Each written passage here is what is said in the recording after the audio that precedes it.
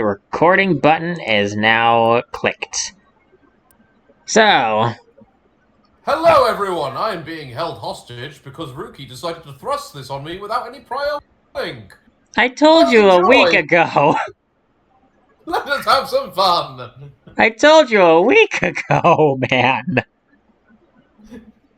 This was not without warning. It completely was. Don't believe what he says. PFA, I'm not that lacking in credibility. Then again, I don't have much credibility when I don't have a reputation in the first place. Oh well, regardless.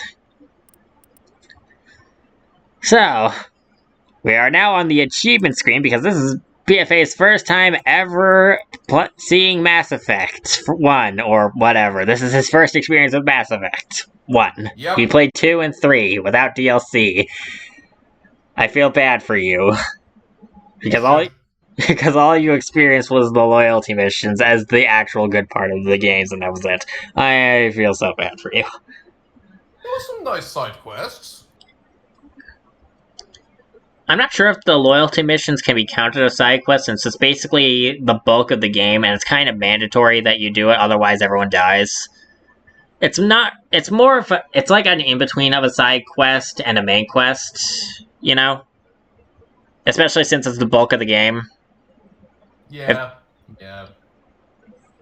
It's not quite the same thing as side quests in this game or in 3, where you kind of just go off to who knows where to disable a bomb or something. Oh well, regardless. That already sounds like a good start. What? That already sounds like a good start. Our intro? No, about the fact that there's actual proper side quests in here. I was talking about 3 with the bomb exploding thing, because I'm pretty sure that's something you have to deal with on Tachanka. But yeah, Mass Effect 1 does have side quests in it, and a lot of them. Most of them don't have much of anything to do with anything, but you will see that when we get there. Now, this is going to have some modifications to it. Specifically, we want the modification that lets me use the middle mouse button to speed stuff up, because this game is very, very slow otherwise. So, if I... Modification? What? That's a modification? Yes. So, I will, where's my documents folder? There we are. Okay, so, with Mass Effect 1, there's a bunch of .ini files that you're able to edit in the config folder. If you edit something, well, same risks as always with programming, but some of the things that you're able to do include change up, and add certain things. And one of those things was making the middle mouse button speed you up, which was something I found out about online. Fair enough. So, that's one of the modifications that I have in. I have another one, and we will see that later. But for now,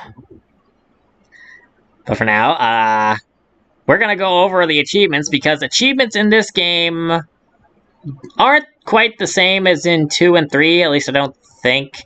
You know how in Mass Effect 2, when you complete a party member's personal quest, you get a special ability related to them? For example, you get Reeve if you help Samara, you get, I think it was Warp Ammo if you help Jack, etc. You get one of those abilities. In this game, you just have to use the ability a bunch of times in a playthrough, and then you're able to unlock it for future playthroughs. Use Biotic Throw 75 times. Unlock throw talent for all subsequent characters on this profile. Use Biotic Warp 75 times. Singularity 75 times. Biotic Barrier, Stasis, etc. Wait. So you have played this game so much to the point you can literally pick and choose any ability you like from the very start without caring about any class in mind. You are literally the builder class. Not quite. So you're able to pick one of these if you don't already have it from the class you pick. Now, pistols are special in that everyone already has access to that. So instead, that reward is marksman duration increases. Everything else, unlock shotgun talents, unlock assault rifle talents, unlock sniper rifle talents. And honestly, pistols are actually pretty good in this game. So it's actually not bad to use a pistol. I've always enjoyed the pistols. Yeah.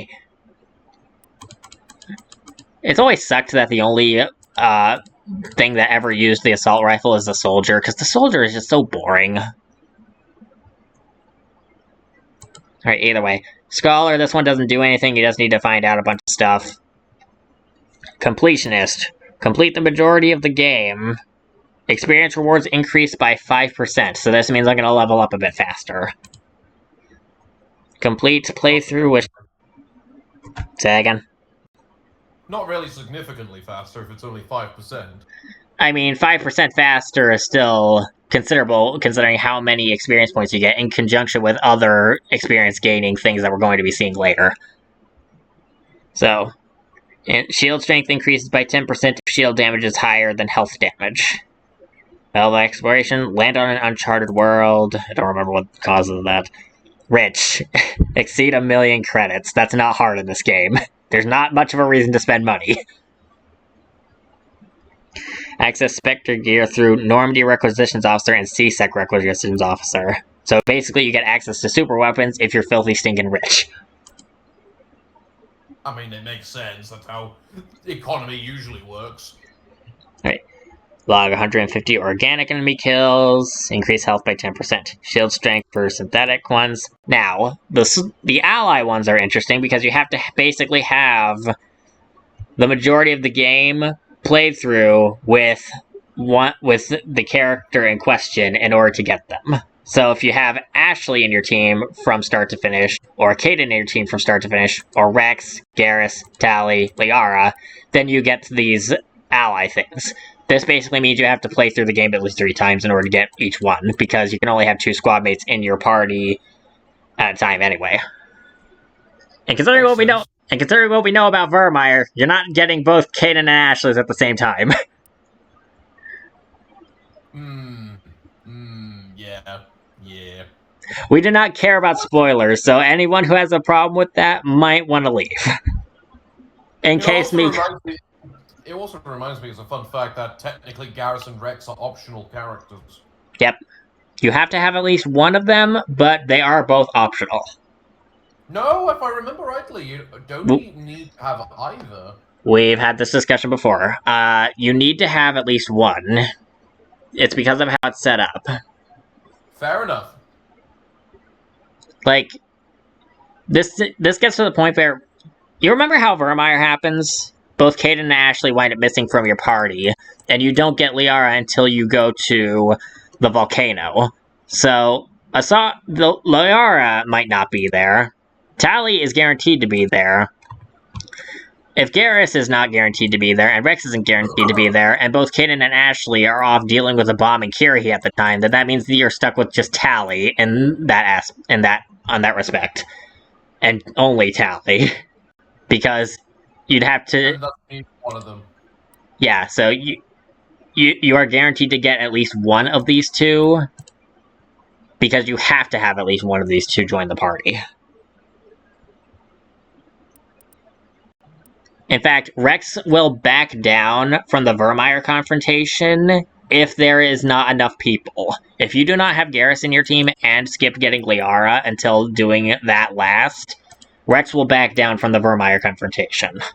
Because you need 2 party members, and Kaden and Ashley are off dealing with Vermeer. And if you abandon Garrus and Liara, that means that the only 2 people left are Tali and Rex. So wait, is that like one of the only ways to guarantee lives? That's an option, but most people just go full on Paragon or Renegade and tell them to back off. Another option is to deal with his side quest, the personal armor, but we'll get there when we get there. Fair enough. Alright, so...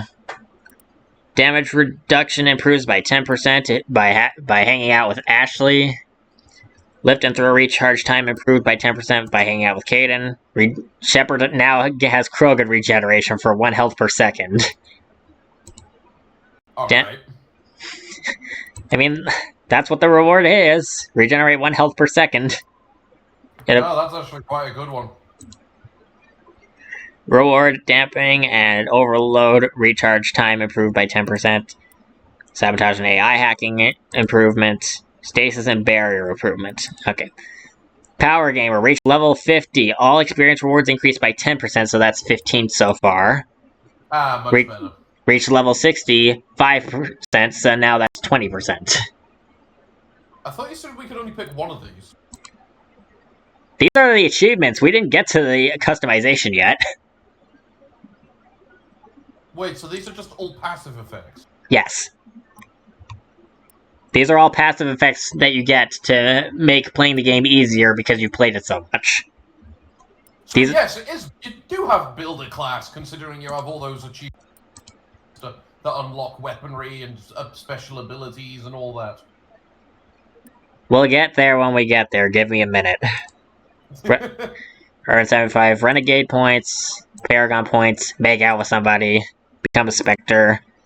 Resolved impossible situation with Charm or Intimidate. Most people get that by telling Rex to back off on Burbire.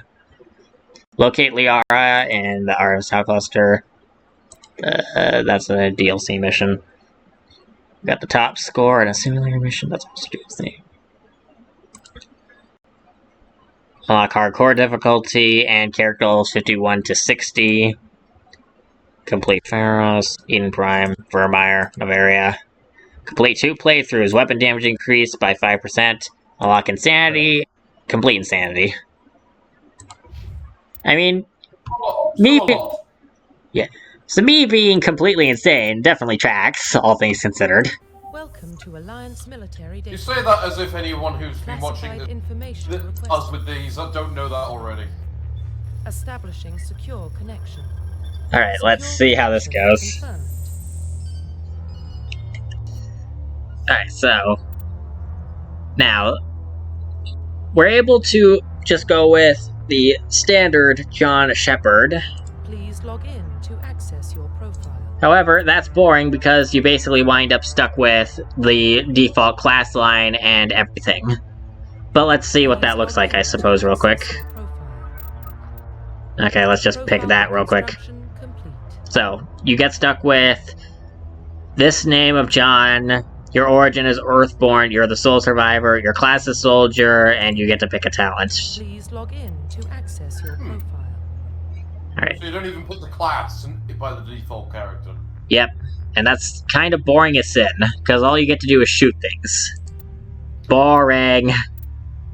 Quick start mail. Just use the default appearance, I don't care much about customization. Also, this is female Shepard to me, and it always will be. I don't know what happened with 3. Fair enough. Like, you know how in Mass Effect 3 they made her look really, really pretty for some reason? As these things have to do. Yeah, like... Sure it's 3, not 2. No, they didn't change. They didn't have the beauty pageant to change her design until Mass Effect 3. There was, if I'm remembering correctly, there were 6 different designs, and they told the fans to pick one. We almost wound up with blonde Lady Shepard.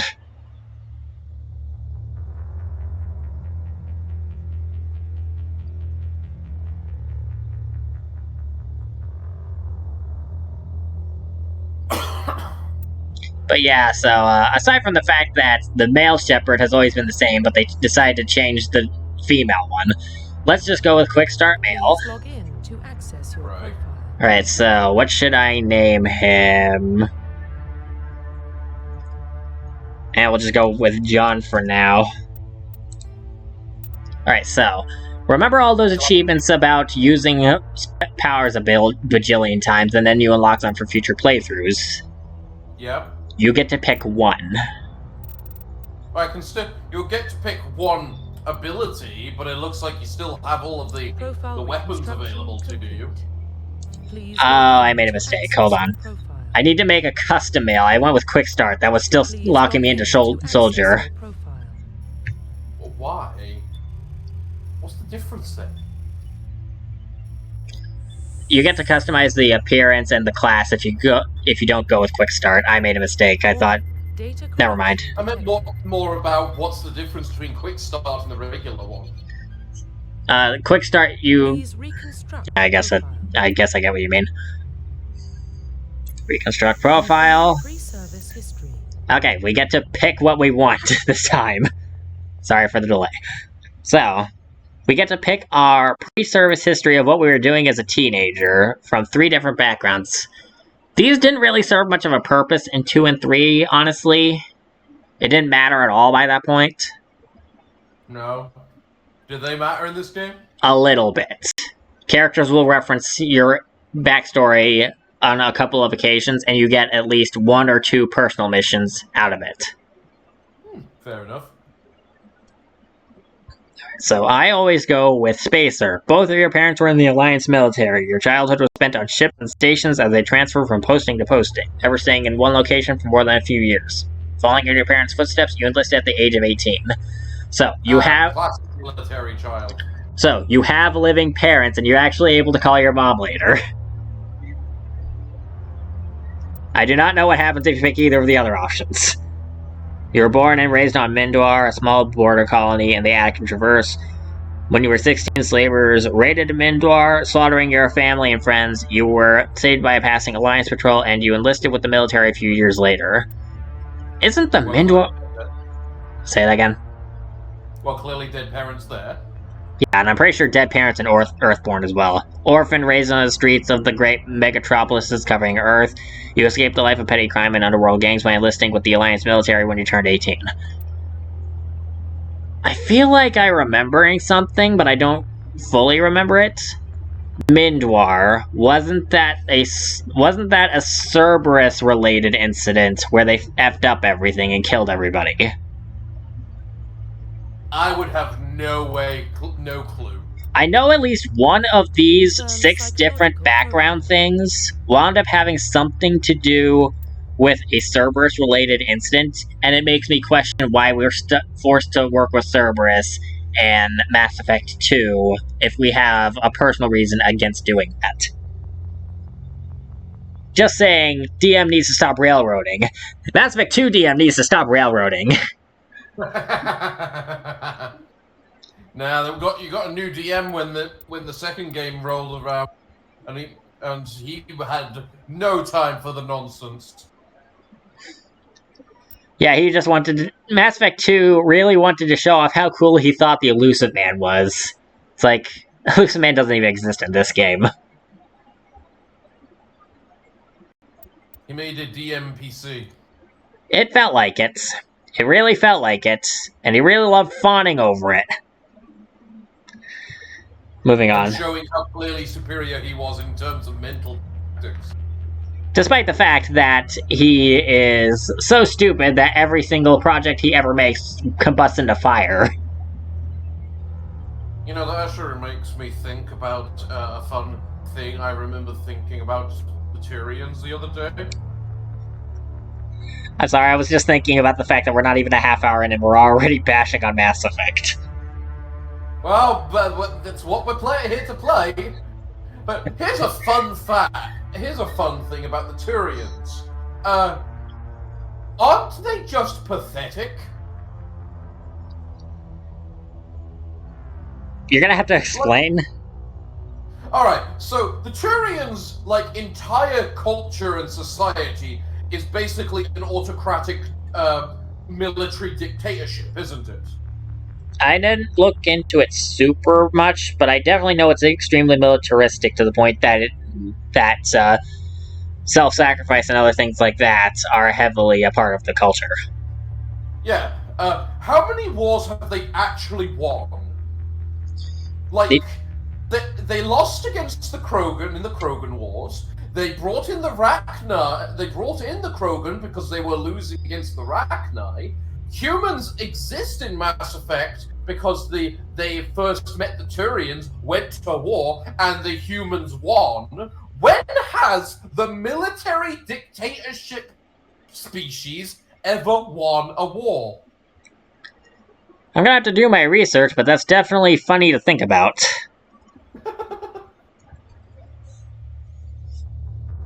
Turians are pathetic. Tell that to the Garrus's fanboys and fangirls. Hey, that's the species, not so much the individuals. Either way, go over these. So, I always go with War Hero, but let's see what the other ones say. During your service, a mission you were on went horribly wrong. Trapped in an extreme survival situation, you had to overcome physical torments and psychological stresses that would have broken most people. You survived while all those around you fell, and now you are alone. You alone are left to tell the tale. Ruthless.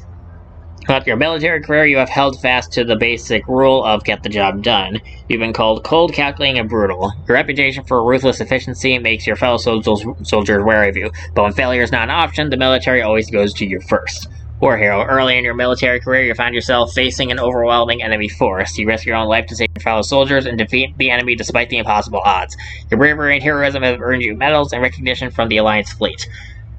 I always go with a War Hero, and as you can probably guess, these profiles also dictate your starting Paragon and Renegade score. Confirm military specialization. Alright, so, you were about to say something? No, I was going to say that's fair. It's one of those, what am I call it? I don't know. The War Hero definitely seems like the nicer option. Yeah. It's the Paragon option by comparison to the leave everyone for dead options. Alright, so we are able to pick our specialization. Now, Sentinel does not work this way, the way that it usually does in the rest of the series. In this game, a Sentinel is a midpoint between the Adept and the Engineer. They have the useful spells of both without being a specialist of either. So, instead of... They don't have combat armor like in later games. They do not have that. Yeah, Sentinel's normally the big melee one, isn't it? You mean the Vanguard? Or what do you mean? It's normally the big defensive one, isn't it? The Sentinel? Yeah, in Mass Effect 2 and 3, they gave them like tech armor to reduce damage, but in this game, you don't have that. They operate more as an in-between of the Adept and the Engineer. And the Engineer and the Adept are pretty much what you would expect. So just pretty much what you would expect. It's basically the Soldier is full combat, Engineer is full tech, Adept is full biotics, Infiltrator is combat tech, Sentinel is tech biotics, and thus Vanguard is combat biotics. I find there's something entertaining that I noticed. So all of the hybrid classes, Infiltrator, Sentinel, and Vanguard, and all the specialized classes, Adept, Engineer, and Soldier, your squad mates fall into each of these categories, and I'm noticing Ashley's the Soldier, Tally's the Engineer, and Liara's the Adept, and all the dudes are the half and halves. Which one's Caden? The Sentinel. Caden's the Sentinel, Garrus is the Infiltrator, and Rex is the Vanguard. Each of those are the hybrid ones, and all those are handled by your male squad mates, where all of the specializations of Adept, Engineer, and Soldier are handled by your female squad mates. Rex is biotic? You didn't know that? When have I ever had anything to do with the fucker? Fair enough. I forgot. I keep forgetting. Yeah, it doesn't come. I started in the second game. I never had the chance to. Sorry, I thought you did at least a little bit of research to at least know that he was biotic. Yeah, he's biotic. It's a Krogan! I thought it was a big fucking melee dude! No, the Soldier is Ashley. I knew Ashley was a soldier. I just thought, I don't know, maybe Rex is another soldier. No. No, that's not what wound up happening. Each of your squad mates fills in at least one of the 6 roles. And Rex wound up being the Vanguard. I never knew he was biotic. Let me... All the cutscenes I've ever seen of him, he never shows any biotic. Yeah, that's kind of a problem that several other characters have as well. If I remember correctly, Jacob being a biotic never comes up in Mass Effect 3, despite the fact that he is one. So, there's that. Jacob was biotic? Yes. You didn't know Taylor was biotic?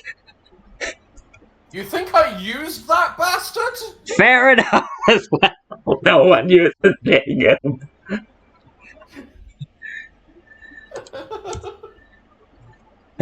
Okay, yeah, so Rex has 4 biotic abilities: Warp, Throw, Barrier, and Stasis. In cutscenes, he pretty much never uses them. I mean, why would he? He's a Krogan. The most bullshit race ever conceived. Actually, if you look at his stats, he's actually probably one of the tankiest of the characters you got, considering he has natural health regen, and barrier, and fitness, and combat armor. Well, of course. He's a Krogan. Of course he's the tankiest character we have. Alright, so which of these should I go with? I'm feeling either Sentinel or Infiltrator. I'm feeling Sentinel more so, honestly. Use whichever you like. As I say, whenever I've played Mass Effect, I was always an Infiltrator, because that's just who I am. Alright, so I'm going to go with Sentinel, and I'm going to pick... Hacking is really nice, but...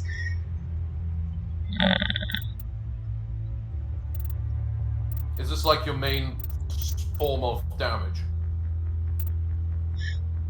Well, I have a pistol, and the pistol is usually pretty good. I'm basically picking whichever of my abilities that the class doesn't have. So, the class already naturally comes packaged with all the biotics except for Warp and Singularity, and all the tech except for Damping and Hacking. Go into a different class then, just so I can see an example of the Military differences. Specialization. Alright, so Soldier does not have most anything. Except all the weapons. Yeah. Confirm military specialization. Engineer has all of the tech abilities, but none of the weapons or biotics. I see. Confirm submachine guns weren't a type in the first game, were they? That was introduced in the second. Right, submachine guns are not in this game, no. Infiltrator. It does not have any of the biotic abilities. It does have sniper rifles, but not either of the other two. And it doesn't have... I would have never guessed it has sniper rifles after looking at Shepard right there. With a sniper rifle. Oh, shut it. Come on. Confirm military specialization. It's interesting how we have gotten to the point where we're able to insult each other without actually being insulted. Because that just shows the level of friendship. Yeah. I never thought I'd have that level of friendship with anybody, honestly. Military specialization. Okay, so... Vanguards have all the biotics except for... Wait, Vanguards have lift? What the heck?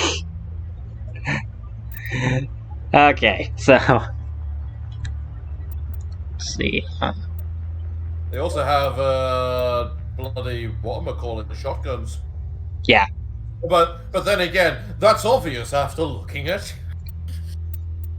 Confirm military specialization. Confirm military specialization. Okay, so you don't know this, but lift is busted in this game. If I ever use it, you will see why. Isn't it, like, useless in 2 and 3? It probably is because you probably need to get through like shields and armor and barriers and crap. In this game, I know it is the most busted thing in the game.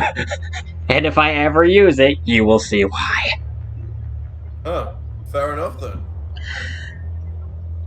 Alright, so let's see.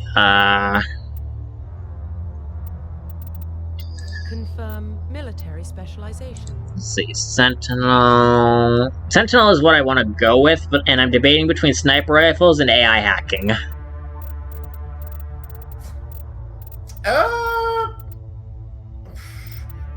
Personally, I'm always a sniper in any game I play, no matter what. It's just the nature that I am. But I know the primary enemy in this game is the Geth, so hacking can be useful. Hacking typically is extremely useful, especially against certain fights that are just really annoying, but I think I'm feeling more sniper rifles, actually. Let's confirm our appearance. Construction complete. Right, now that we've gotten that figured out, once I confirm my character is complete, I will not be able to change any settings. Identification confirmed. Alright, combat level. Now, I've played on Insanity, but that can be a bit spongy and take forever, so Veteran or Hardcore? Hey, do you want to focus more on the combat or the actual story or whatever? Let's go with Veteran, and we'll go with that for now. Auto level up? Hell no. Target assist? I don't remember what that is. Squad mate power usage. Defense only. I will tell them when to use combat ones. Autosave and subtitles. Yes. Okay, we are now ready. Whoever turns on auto level? Well, what about Shepard? He's a spacer, lived aboard starships most of his life. Military service runs in the family. Both his parents were in the Navy. He proved himself during the Blitz. Held off enemy forces on the ground until reinforcements arrived. He's the only reason Elysium is still standing. We can't question his courage. Humanity needs a hero. And Shepard's the best we've got. I'll make the call.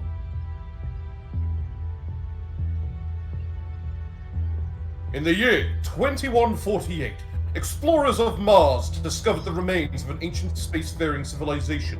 In the decades that followed, these mysterious artifacts revealed startling new technologies, enabling travel to the furthest stars. The basis for this incredible technology was a force that controlled the very fabric of space and time. They called this Mass Effect.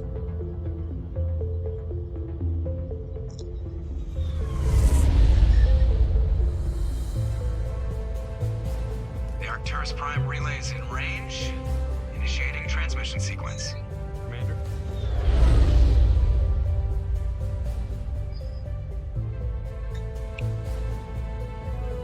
We are connected. Calculating transit mass and destination. The relay is hot, acquiring approach vector. All stations secure for transit.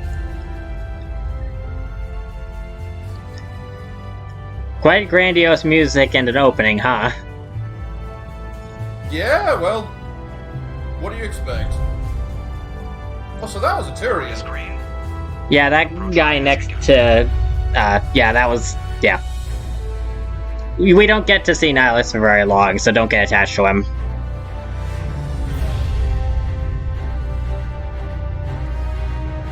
Hitting the relay in 3, 2, 1.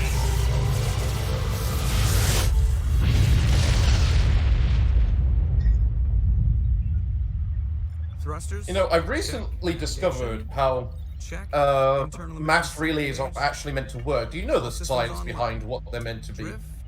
Let's let the cutscene play out first, cause... 1500 is good. Your captain will be pleased. I hate that guy. Nihilus gave you a compliment, so you hate him. You remember to zip up your jumpsuit on the way out of the bathroom? That's good. I just jumped us halfway across the galaxy and hit a target the size of a pinhead, so that's incredible. Besides, Spectres are trouble. I don't like having him on board. Call me paranoid. You're paranoid. The council helped fund this project. They have a right to send someone to keep an eye on their investment. Yeah, that is the official story. But only an idiot believes the official story. They don't send specters on shakedown runs. Ooh, Ashley, you sound handsome today. What? Remember when I said I modded something else? Stealth systems. I wanted to ruin everything. Now you know why I did that. Find a combo. I wondered why I was looking at Ashley throughout the cutscene. I was just like, when's Shepard gonna show up? You gotta brace yourself. Alright, so let's go and fix that now. Tell Commander Shepard to meet me in the Christ. comm room for a debrief. You knew I was gonna do something stupid, right? Commander? I did! I always know you're going to do something stupid, because that's just what always happens. But I don't know why there's no reason for me to be shocked. I just didn't expect it. Okay, so let's just save the game and come back to that later. Alright, I have hit the recording button, and now I'm going to continue ruining everything for everything.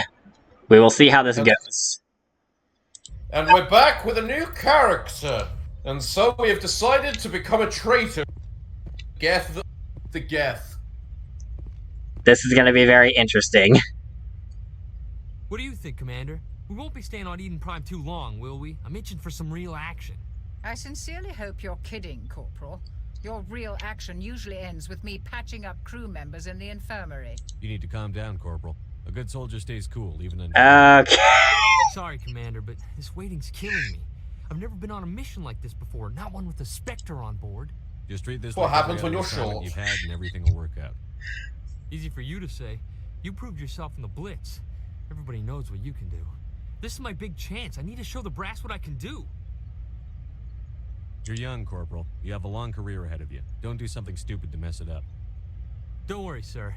I'm not gonna screw this up. Okay, this is not gonna work.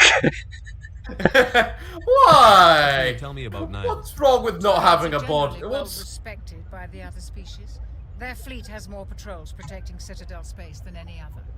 They don't always. But they're crap! They can't win a single war! People find them too rigid. Others still blame them for the First Contact War. As for Nihilus, I haven't said more than 2 words to him. He usually only speaks to the captain. I hope we get a chance to see him in action. I heard Nihilus took down an entire enemy platoon all by himself. I am so handsome. Look at my radiance. The Spectres. Only what I've heard. Spectre agents work directly for the Citadel Council. They usually work alone or in small groups. Spectres don't have any official power, though. Basically, they're a shadow organization with a mandate to preserve and protect galactic stability. Protect it at any cost. Don't forget that part. Spectres operate above the law. That's the opposite of not having any power. Spectres usually come from the Council races, like the Turians. We've been trying to get a human accepted into their ranks for years now. So far, it hasn't happened. Hey, Commander, you'd make a good Spectre. You're a war hero, right? Held off an entire enemy fleet during the Blitz single-handed? That's the kind of talent the Spectres are looking for. This is all just wild speculation. The Spectres aren't interested in recruiting humans, no matter how capable. How do you control agents with unlimited power? I suppose the Council could revoke the Spectre status of an agent who got out of hand. At that point, Citadel Security Services would take over. Those C-Sec grunts wouldn't stand a chance. The Spectres were 20 ordinary soldiers. The Spectres police themselves. An agent goes rogue, they send another agent to take him down. That's Spectre justice. The Corporal's confusing romantic legends with reality, Commander. How do you control agents with unlimited power? I mean, are you sure? I suppose the Corporal's confusing romantic legends with reality, Commander. You're from Eden Prime, aren't you, Jenkins? What's it like? It's very peaceful, Commander. They've been real careful with development, so you don't have any city noise or pollution. My parents lived on the outskirts of the colony. At night, I used to climb this big hill and stare across the fields back at the lights from the main settlement. It was gorgeous. But when I got older, I realized it was a little too calm and quiet for me. That's why I joined the Alliance. Even Paradise gets boring after a while. Any idea why Eden Prime was chosen as our destination? Not really sure, Commander. Eden Prime's one of our most stable colonies. Good place to take the Normandy for a shakedown run, I guess. No real danger there. There's gotta be something else going on. We've got a Spectre on board. That's why I'm so wound up. I can't wait for the real mission to start. The captain's waiting for me. Goodbye, Commander. Well, let's see how well your gorgeous face works in the with the captain. Commander Shepard, I was hoping you'd get here first. It will give us a chance to talk. The captain said he'd meet me here. He's on his way. There you go. So much more beautiful. I'm interested in this world we're going to. Eden Prime. I've heard it's quite beautiful. I've never been there. But you know of it. It's become something of a symbol for your people, hasn't it? Proof that humanity can not only establish colonies across the galaxy, but also protect them. But how safe is it really? Do you know something? Your people are still newcomers, Shepard. The galaxy can be a very dangerous place. Is the Alliance truly ready for this? More ready for the Turians that can never win a fucking war. This mission is far more than a simple shakedown run. I figured there was something you weren't telling us. We're making a covert pickup on Eden Prime. That's why we needed the stealth systems operational. There must be a reason you didn't tell me about this, sir. This comes down from the top, Commander. Information strictly on a need-to-know basis. A research team on Eden Prime unearthed some kind of beacon during an excavation. It was Prothean. I thought the Protheans vanished 50,000 years ago. Their legacy still remains. The mass relays, the Citadel, our ship drives. It's all based on Prothean technology. This is big, Shepard. The last time humanity made a discovery like this, it jumped our technology forward 200 years. But Eden Prime doesn't have the facilities to handle something like this. We need to bring the beacon back to the Citadel for proper study. Obviously, this goes beyond mere human interests, Commander. This discovery could affect every species in Council space. Why did we tell the why did we tell the Council? Why didn't we keep the beacon for ourselves? You humans don't have the best reputation. Some species see you as selfish, too unpredictable, too independent, even dangerous. Sharing that beacon will improve relations with the Council. Plus, we need their scientific expertise. They know more about the Protheans than we do. The beacon's not the only reason I'm here, Shepard. Nihilus wants to see you in action, Commander. He's here to evaluate you. Guess that explains why I bump into him every time I turn around. The Alliance has been pushing for this for a long time. Humanity wants a larger role in shaping interstellar policy. We want more say with the Citadel Council. The Spectres represent the Council's power and authority. If they accept a human into their ranks, it shows how far the Alliance has come. You held off an enemy assault during the Blitz single-handed. You showed not only courage, but also incredible skill. That's why I put your name forward as a candidate for the Spectres. Why would a Turian want a human in the Spectres? Yes. Not all Turians resent humanity. Some of us see the potential of your species. We see what you have to offer to the rest of the galaxy, and to the Spectres.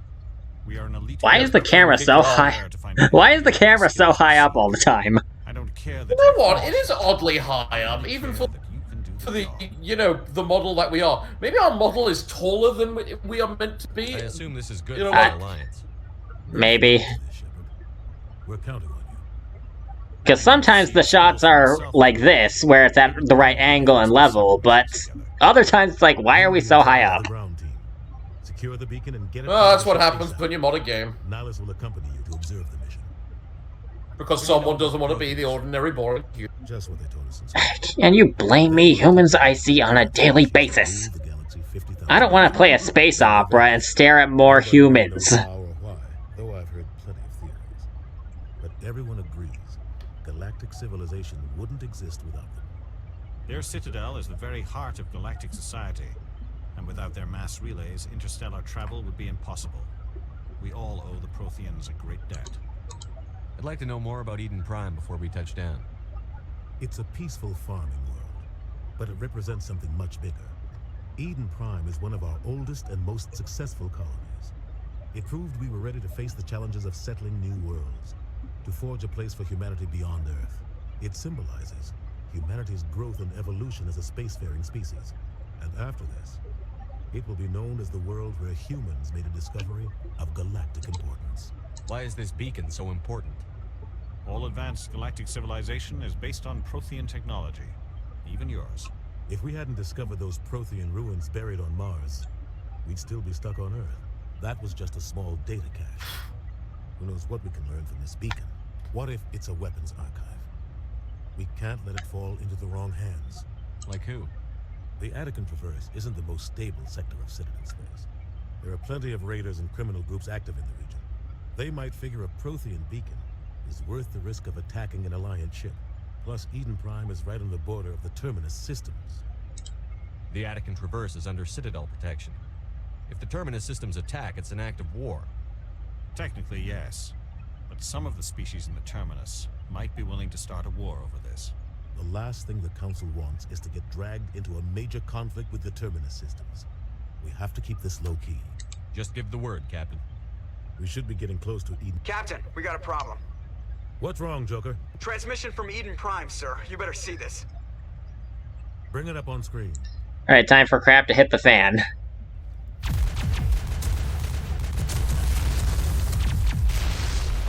Get down!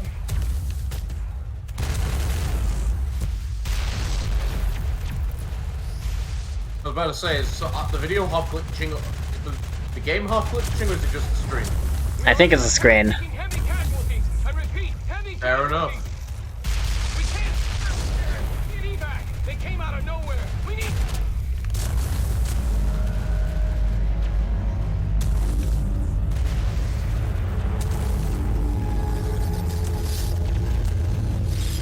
Well, that's a thing. Everything cuts out after that. No comm traffic at all. Just goes dead. There's nothing. Reverse and hold at 38.5.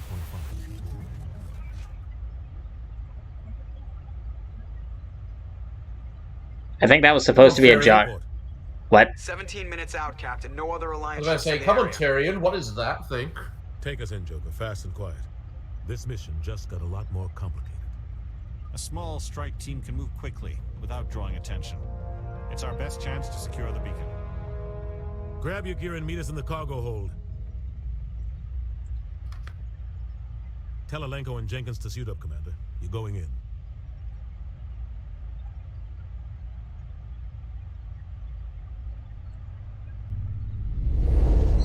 Engaging stealth systems. Somebody was doing some serious digging here, Captain. Your team's the muscle in this operation, Commander. Go in heavy and head straight for the dig site. What about survivors, Captain? Helping survivors is a secondary objective. The beacon's your top priority. Approaching drop point 1. Nihilus, you're coming with us? I move faster on my own. Nihilus will scout out ahead. He'll feed you status reports throughout the mission. Otherwise, I want radio silence. We've got his back, Captain. The mission's yours now, Shepard. Good luck. We are approaching drop point 2.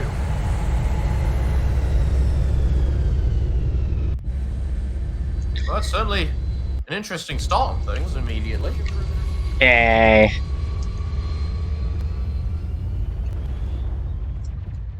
Alright, so this will definitely be interesting.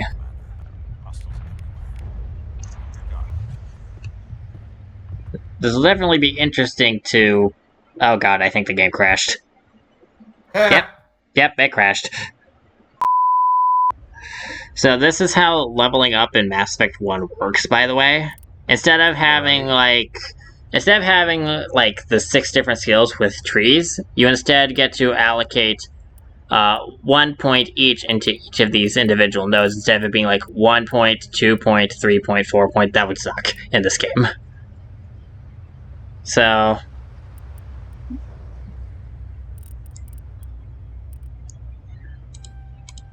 So how many skills do you have? Currently, not many. Right, I have 1 point. Okay. Kaden, you get that and that. And Jenkins, You're not living very long anyway, so you don't get anything. Oh, poor Jenkins. Alright, so.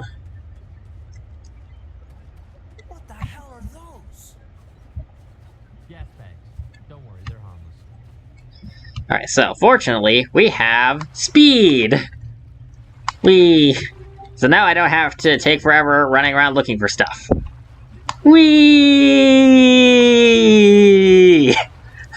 This is funny looking. I mean, yes, very. Look, we're gonna have to deal with the Mako. Trust me, this is necessary for later. What's the Mako? You will find out when we get to it. Actually, no, I should probably tell you no. The Mako is the Mako's the vehicle you get. And you're going to be driving around on empty planets for a very, very long time consistently as a result. Huh. So there's actually a proper amount of exploration in this game. You'll see when we get there.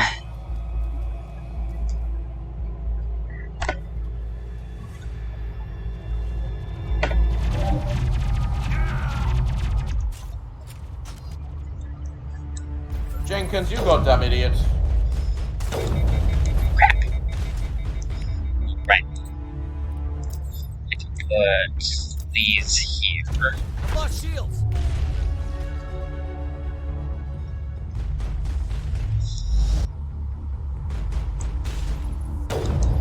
And there we go. That's it. Bag him and tag him. Rip right through his shields. We're out of chance. We'll see that he receives a proper service once the mission is complete. But I need you to stay focused. Aye, aye, sir. Can I just say that everyone looks so much better and running around the battlefield in actual armor instead of looking like a bunch of sexy space secretaries? Like, I don't want to diss Miranda, but what is up with her battle armor? Look, can we be honest? Your battle armor right now looks like a goddamn... Looks like a what? A swimsuit? A wetsuit. No, a wetsuit. The stuff you use for diving.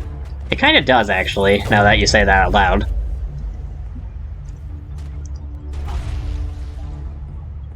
What is that gas bag doing? Dying, apparently. Check it out. I'll try to catch up with you at the dig site.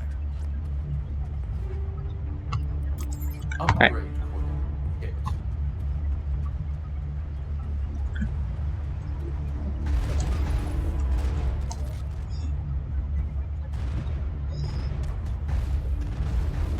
I've lost shields. Oh, Kanan is dying.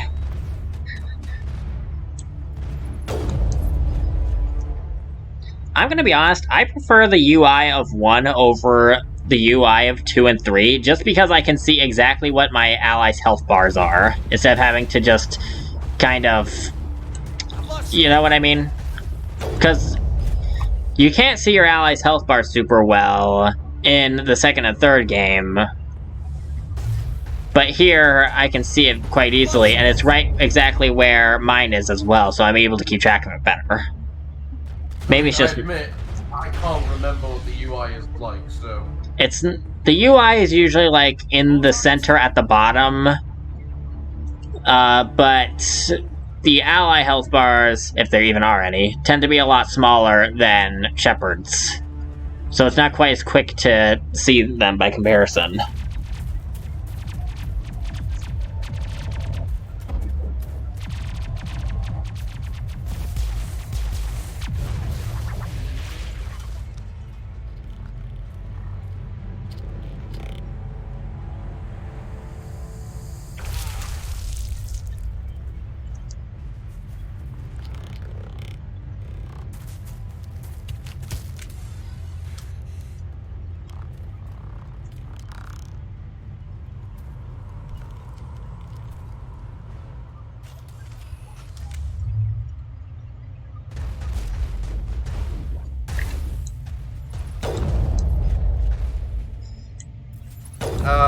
Good old sniper rifles.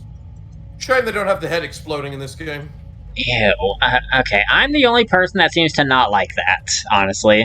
I never liked blood and gore in the first place. It was visually satisfying to know you got the headshot. I mean, it's satisfying when I get the headshot in the context of, like, Mass Effect Andromeda when you're shooting at, like, the Raider team, but with the Ket team and their head explodes, ew, no.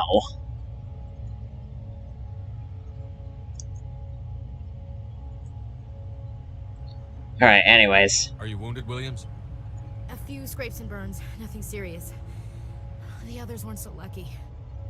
Oh man. We were patrolling the perimeter when the attack hit. We tried to get off a distress call, but they cut off our communications. I've been fighting for my life ever since. Where's the rest of your squad? We tried to double back to the beacon, but we walked into an ambush. I don't think any of the others... I think I'm the only one left. This isn't your fault, Williams. You couldn't have done anything to save them. Yes, sir. We held our position as long as we could, until the Geth overwhelmed us. The Geth haven't been seen outside the Veil in nearly 200 years. Why are they here now? They must have come for the beacon. The dig site is close, just over that rise. It might still be there. We could use your help, Williams. Aye, aye, sir.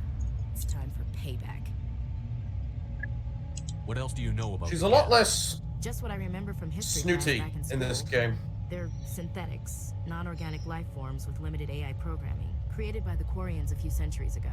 They were supposed to be a source of cheap labor, but ended up turning on the Quarians and drove them into exile. Well, after that, they just kind of disappeared behind the Perseus Veil.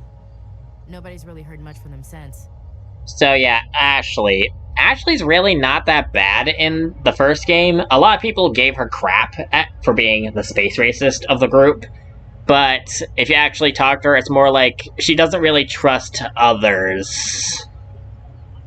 More so than just hating people for the sake of hating them. In fact, if you actually have her alive after Vermeer and you take her to one of the side quests on the Citadel to deal with the Terra Firma group, she flat out calls them out for using a history event to get away with being racist. So, she's not racist, she hates everybody equally. She does have prejudices against the aliens. She doesn't trust them.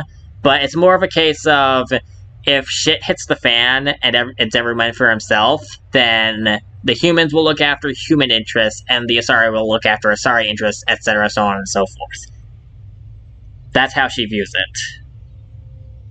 it. And considering how considering how Mass Effect 3 turns out, yeah, she's not exactly wrong. Yeah.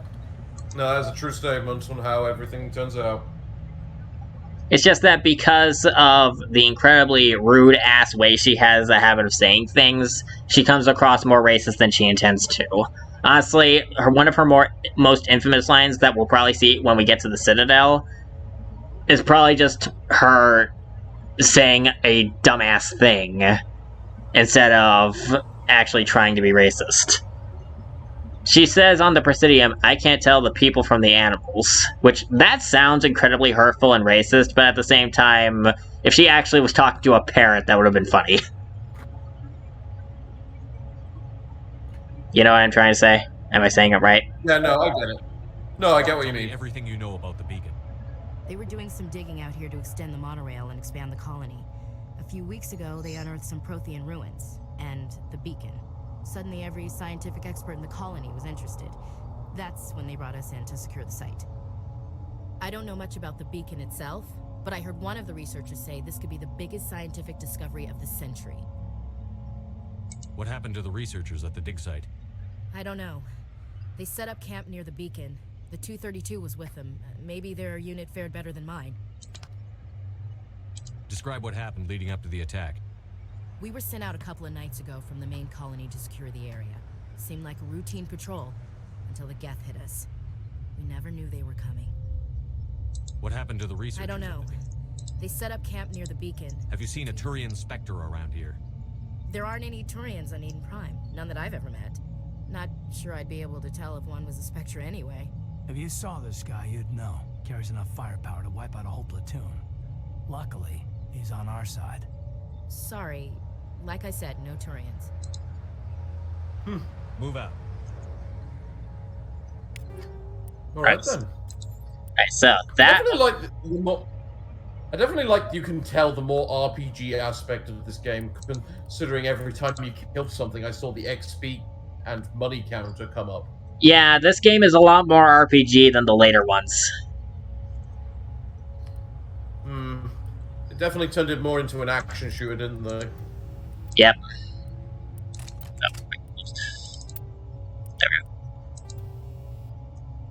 Like, you're even able to install mods onto things like your armor and stuff.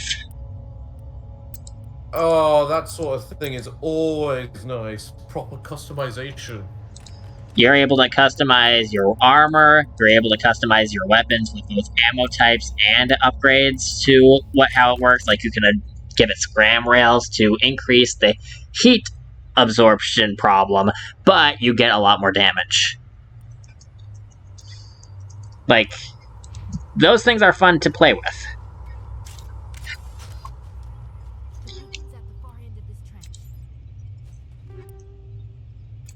Light armors. Okay. Let's see. We got new human armor. Yay! I now have this on. It's better protection. Honestly, I never really saw the appeal of the N7 armor. I mean, I don't think this looks particularly good either, but the N7 armor was never really interesting to me. Look, no matter what, you're still in a wetsuit. It'd probably look less like It'd probably look less like a wetsuit if it wasn't light armor. It'd probably look less like a wetsuit if it wasn't skin tight. That's also true. It's nowhere near as bad as Miranda, but it is still pretty skin tight.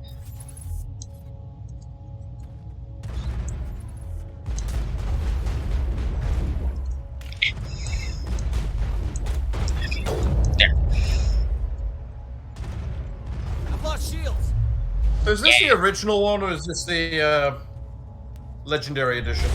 Oh, this is not Legendary Edition. I am not paying for that. Perimeter clear. I'm not paying a crap ton of money just for just to make the game look prettier. In case the game looks. This is the dig site. The beacon was right here. I just wondered. By who? Our side or the Geth? Hard to say. Maybe we'll know more after we check out the research camp. I also don't like how they changed the UI of the Legendary Edition, so I'm even less inclined to buy it. I don't know what they've done to it, so... They changed up a couple of things. I'll just stick with the original. It's already fun for me anyway, and I know how to tweak it to my liking. You think anyone got out of here alive? If they were lucky. Maybe... In all fairness, I gotta wonder how the Legendary Edition, given the fact of the radical differences between the first and second game. I'm just glad that this game allows me to have the heating system. Yay! You're never gonna let them live that down, are you? I mean, come on. It's so much more interesting than ammo. Like, gameplay-wise, managing the resource of your fire is just so much more interesting than ammo. You know?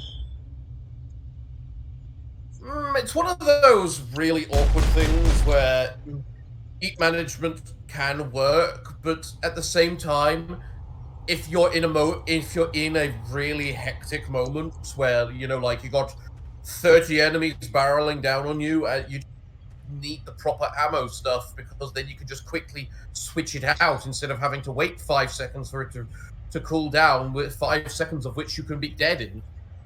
First of all, you have not played with high explosion ammo before, so that's going to be fun when I show you that. Secondly, there's modifications to decrease the heat so that way it never overheats. Ever.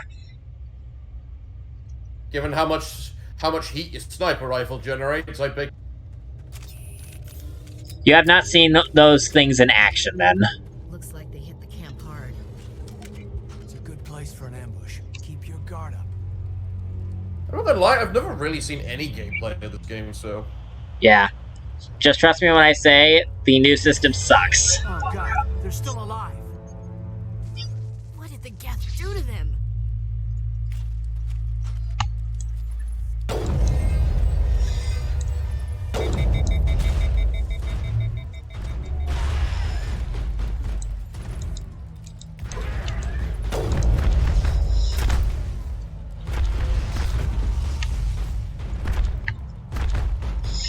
Meh. Husks definitely look different in this game. That door, it's closed. Security lock's engaged.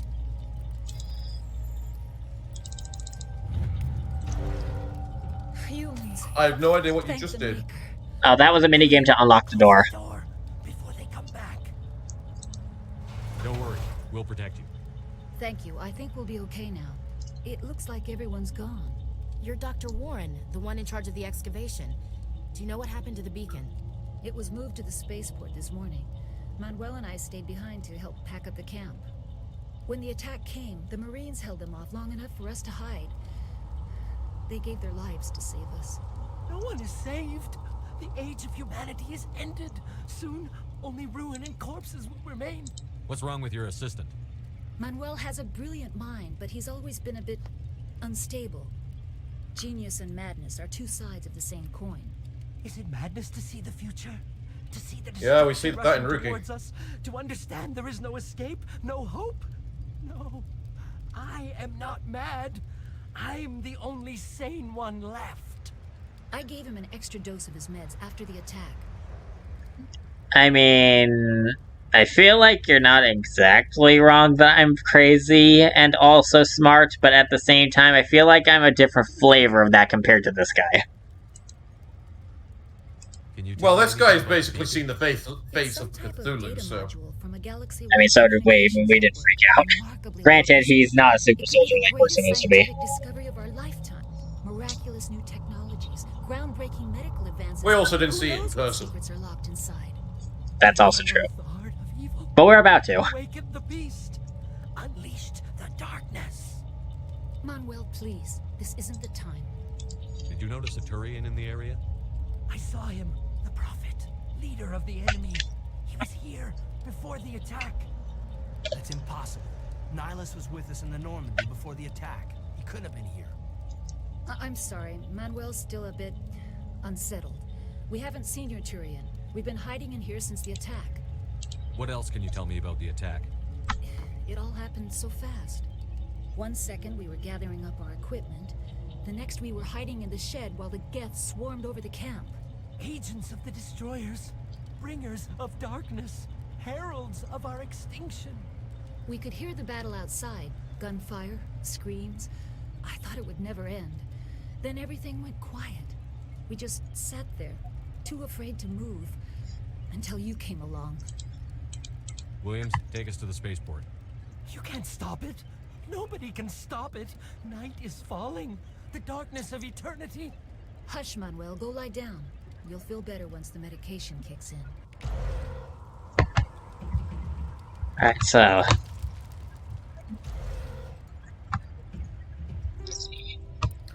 I wonder what it'd be like if there is actually like a Reaper-like species.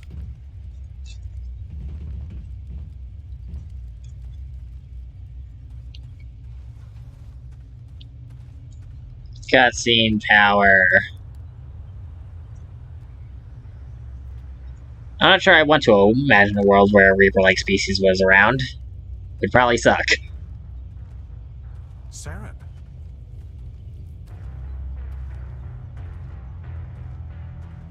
Nihilus. Here we go. Do you know about this guy? Saren, what are you doing here? Of course I do.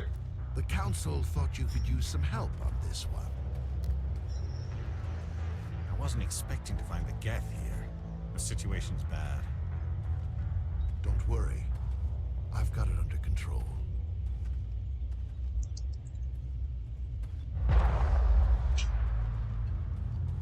And there. Ooh, that's a really interesting level of detail. The fact we just heard the Big Bang there. Yeah.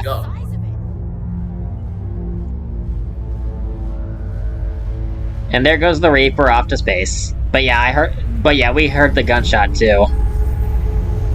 I love that, like, little level of detail, you know?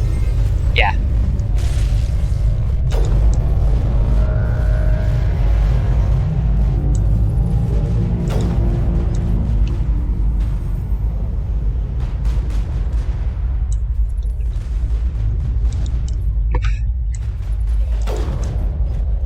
Man, my reticle is swaying something bad. Yeah, I'm noticing that. I wondered what was up with that. Yeah, it's not me, it's the game doing that itself. The accuracy of the sniper rifle I have must be pretty low. There we go. I think it might be just because you're not up against cover. No, I think it's because... I mean, you can't even use the scope unless you have sniper training in the first place, so... That's something worth noting. I mean, you do have sniper training. You use the weapon, right? No, I mean, like, if I don't have the talent for shotguns or assault rifles, my accuracy is so much worse. Like, here. My accuracy with the sniper rifle is fairly decent, but let me just pull out...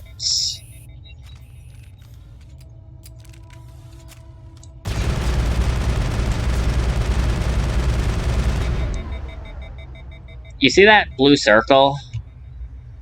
Yeah. That's basically the expected spread of the, thing. Sounds about right for a machine gun. I'm not doing a great job making my point. Let's move on.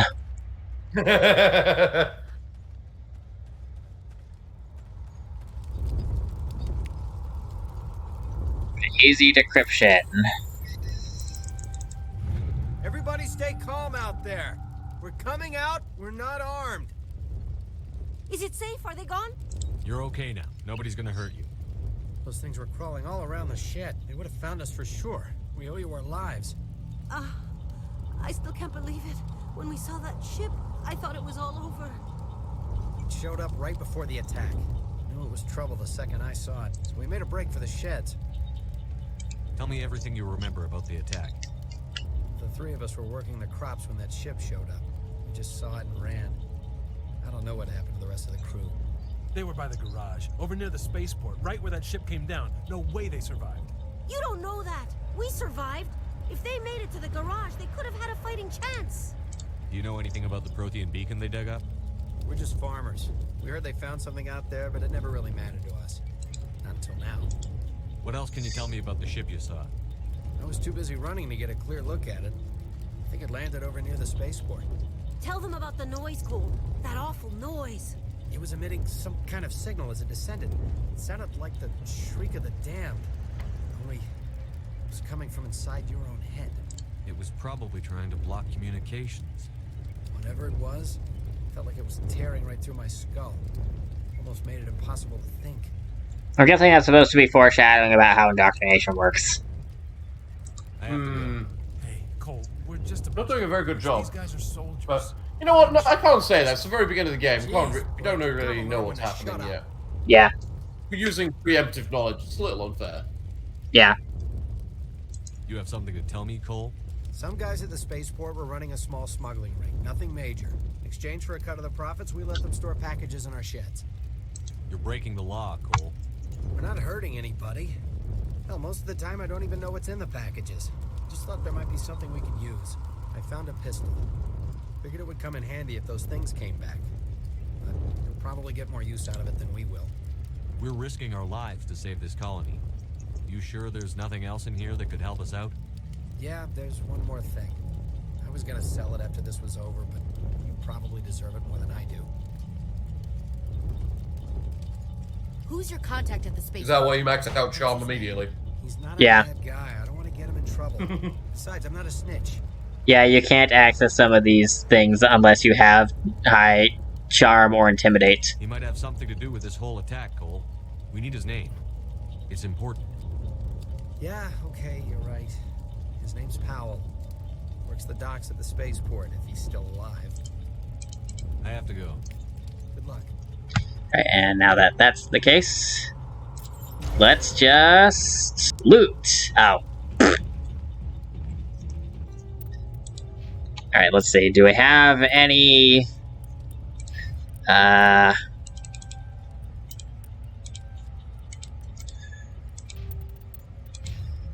we go. Thank you, Kaden.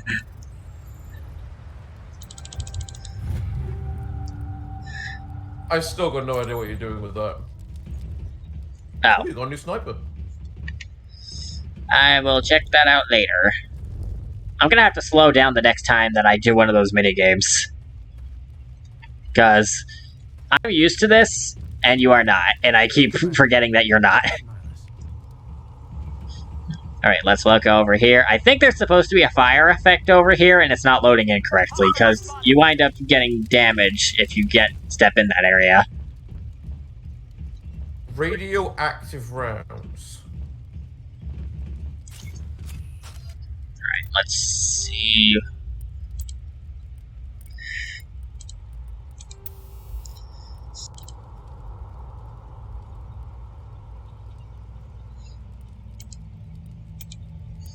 Right, armor-piercing rounds tend to be a pretty good go-to, as well as anti-personnel rounds.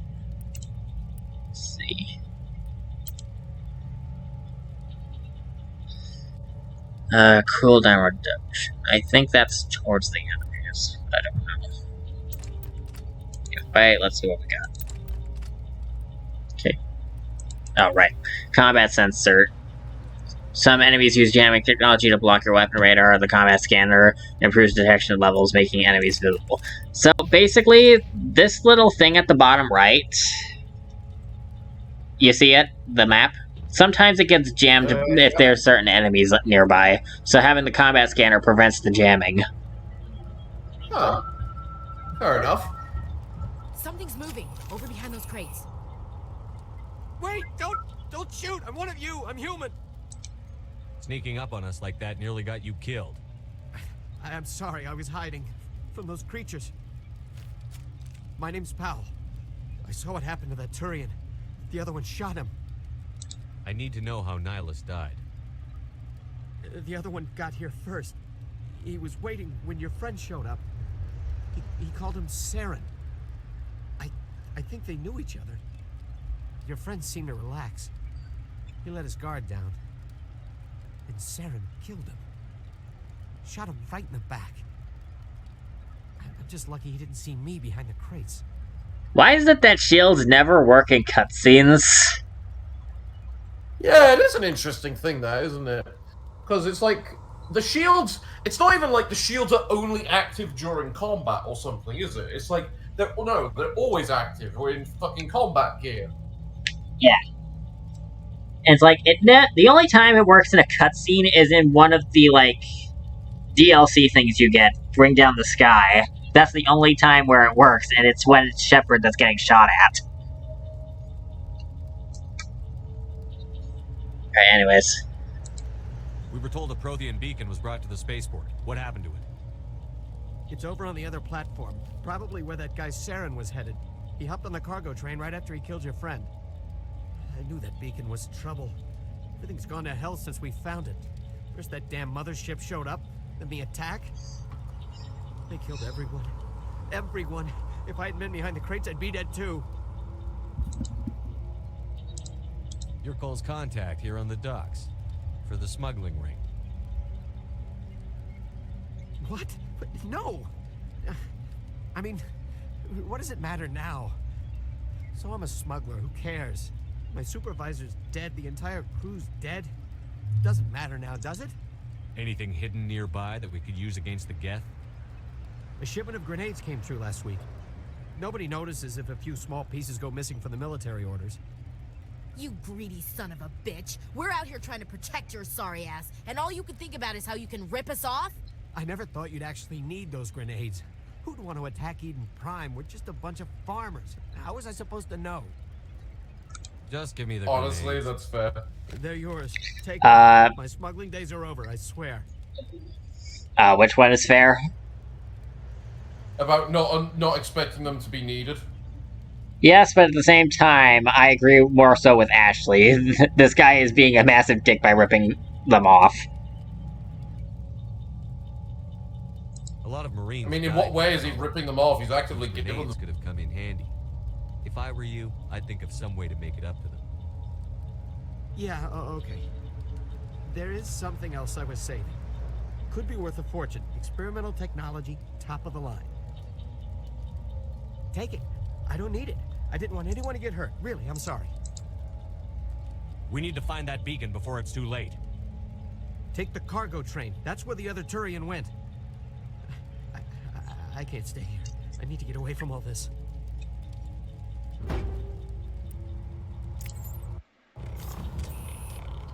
Alright, anyways. What I was saying was, I agree with more so with Ashley, because... Ooh, the Vermire theme is playing. Huh. Well, is that just because you've unlocked it, or...? What, the Vermire theme? No, this... Yeah. I don't know why the Vermire theme is playing right now, actually.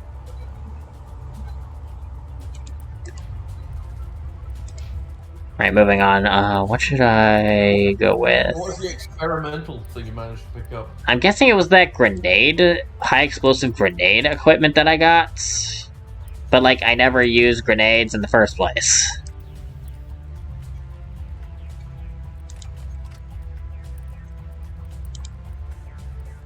Let's see.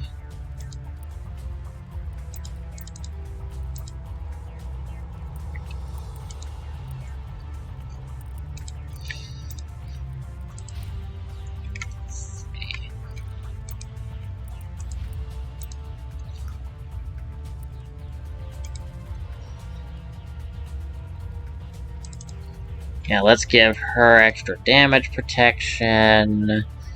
Actually, let's take everyone's helmets off, so that way everyone looks less unattractive. We're not wearing our helmets. That means we have plot armor. Yay! The plot will shield us. The plot will shield our handsome faces. That's a genuine rule. If you don't have your... Alright, let's see.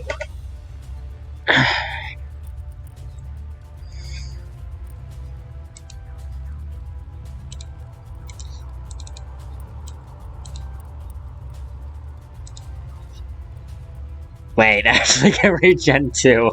Okay, I didn't remember that. Wait, what? Ain't soldier. The soldier class allows her to regen health, apparently. Damn, okay. What did your Sentinel class do? Let's see. Reduce the cooldown time of all of my abilities by 3%. Increase pistol damage and accuracy by 2 and 4%. Not bad. Definitely doesn't hurt to have it. Go with that for now.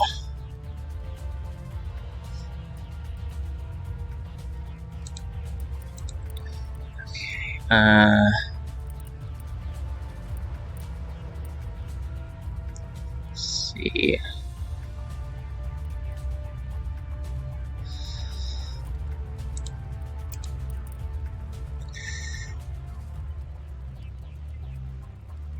Alright. We'll go with that for now.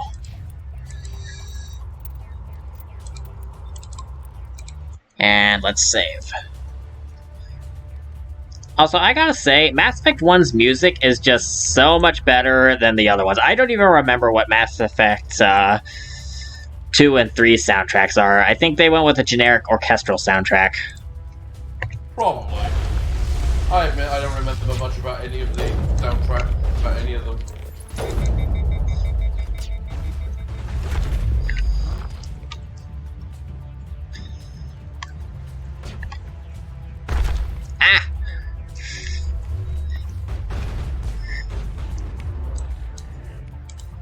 Caden, go! Pretty sure that was a tutorial enemy.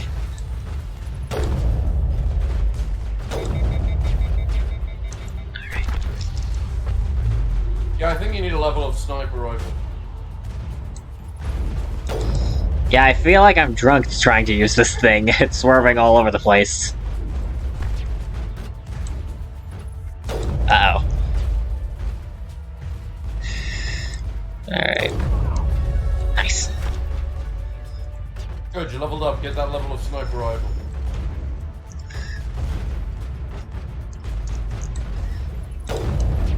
You know, you shouldn't really use the speed up in combat. It's a little cheating.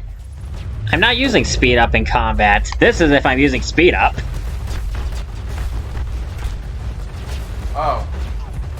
And Kaden is dead. Well done. You got him killed. I should have seen that coming. But yeah, no, I'm not using speed up for combat at all. I only use speed up for traversing areas, because there's often a lot of wide open areas with nothing in it. It just looked like you were going really fast is all. You mean this? I'm holding the run button, which is only really useful during combat. Once you're out of combat, it winds up becoming this, where you just have the camera be a little further back than usual.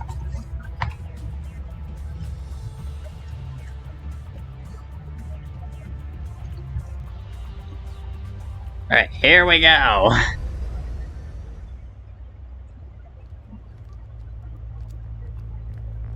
Set the charges. Destroy the entire colony. Leave no evidence that we were here.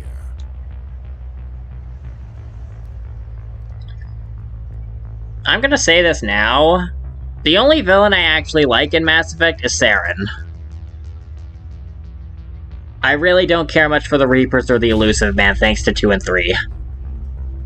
It's an interesting thing that with this, how the game immediately sets up, in that basically, hey, here's this big special place of humanity, this shining jewel, and here, look, we're about to immediately blow it up. No, the Garden of Eden Prime is being destroyed. The Geth must have planted them. Hurry! We need to find by an angry bug locust man.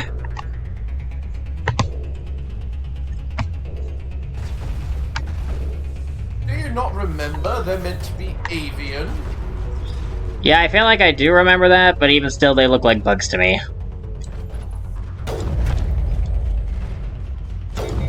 And there we go.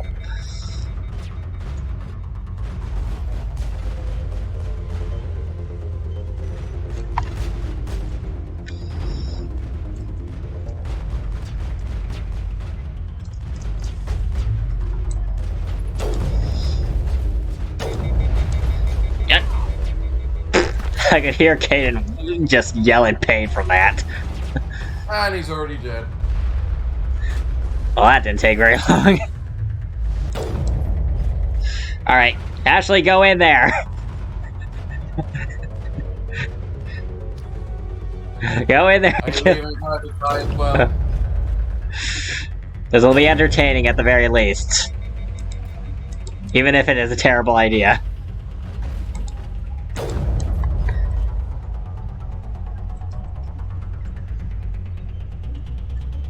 How do you intend to get them back up?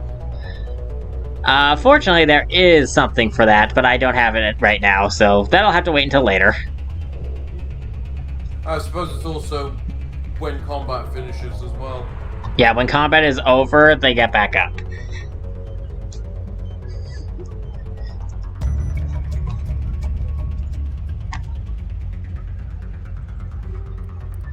Alright, let's see.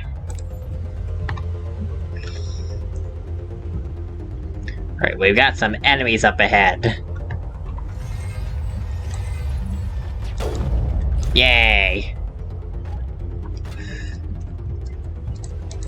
You're not going to pick up that level of sniper rifle, are you? Give me a minute, we're almost out of Eden Prime. Oops, that was a whiff. Whack. Whack.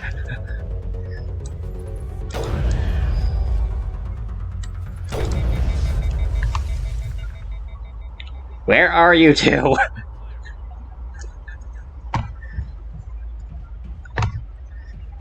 Alright, so... now, let's just run all the way over here. Because there's stuff. Of course there's stuff. It's a classic RPG. There's always stuff. Ignition kit, let's see what we got. Shock absorbers and first aid interface. Oh, I think that's pretty good. Physics threshold, regenerate HP. Yes, that's what I want. Right, now then. Should I speed up this part so that way we get through faster? No, I want to see how long it takes. Okie doke. Okay, so minigame time. Alright, so we begin the manual override. This activates a minigame where you use the left and right, the A and D keys to move forward, and left mouse click to move the arrow forward to try and get to the center, and thus finish the hack. Huh. You need to have either high decryption or high electronics in order to get through it, depending on which object it is. Fair enough. This makes Tally a very good candidate to have with you if you're a looter. Since Tally, being the engineer, has those as her option.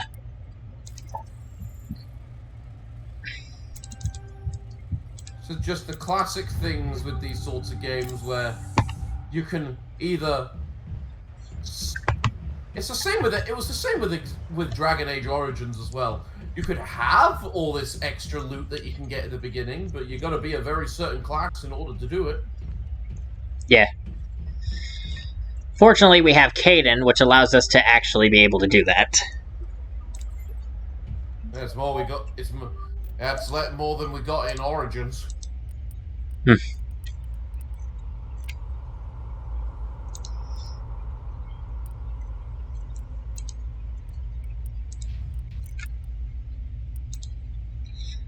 Now, Ashley is the only one of the people here that can even use heavy human armor. Because she's the only one whose combat armor would allow her to equip it. Oh. Because me and Lenko are both Sentinels, and Liara, who has a human-shaped body, is also able to use human armor, she is an adept. All three of us cannot use anything higher than light armor. Ashley's the only one who can use medium and heavy armor of the humans. Huh, okay. Tally can only use light armor. That's the only thing that's ever going to be available to her anyway because of that. So Quarian armor only comes in light, then? Yes, because Tally's the only Quarian in the game anyway.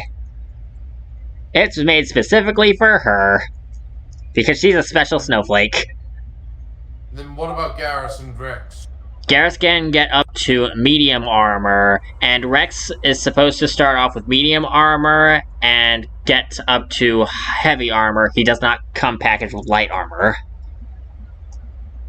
So ironically, he can't use light. Yes. Fair enough. I like these sort of complex details, although I'm not the biggest fan of basically making it so that you've got specifically only for this species. Like, if you're going to do that, you can either have the species, the armor, cross across multiple species, or have multiple of the same species.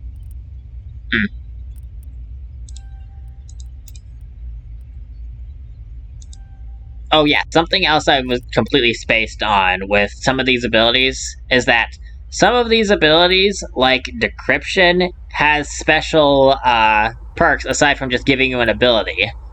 Like, it doesn't just increase the damage of Sabotage, it increases tech explosion damage for all tech attacks. Okay. Electronics increases your shield capacity. And restore extra hull during vehicle repair. That's a vehicle repair? That is the Mako. The Mako is the vehicle segment. First aid is HP recovery. Medicine reduces the cooldown of first aid while giving you access to neural shock. So some of these abilities are more interesting than they may seem at first. Let's go with that. I have no intention of ever using Intimidate, so that can just sit there for a bit.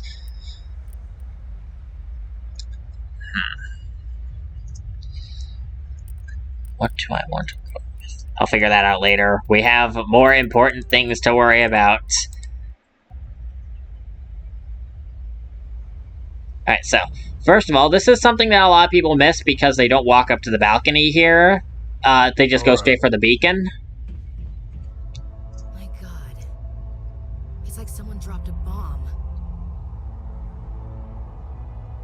That must be where the Geth ship landed. I have to question exactly how the heck that happened, because, are the Geth ships made of lava or something? I mean, if a ship is big enough and it's, like, pointing downwards, it would make that sort of event. Like, do you know the temperature burns in order to get rockets in space? Yeah, that's fair, but it still looks like lava to me. It still looks like a pool of lava more so than burnt ash ground. I mean, that probably isn't wrong.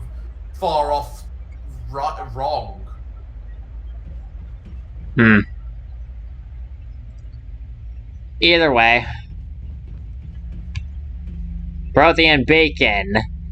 Alright, so... in Mass Effect 2, we did not go over this at all, and I don't know if it even came up in 3. I think it only came up on, like, Thessia. So this is the inciting thing that got Shepard onto the grand adventure in Mass Effect 1. Now this cutscene changes slightly depending on whether you're playing as male Shepard or female Shepard. If you're playing as Lady Shepard, then the person who walks up to the beacon is Kaidan. Unbelievable. It wasn't doing anything like that when they dug it up. Something must have activated it. Roger, Normandy. Standing by. I'll explain what I think the reason for the difference is in a bit.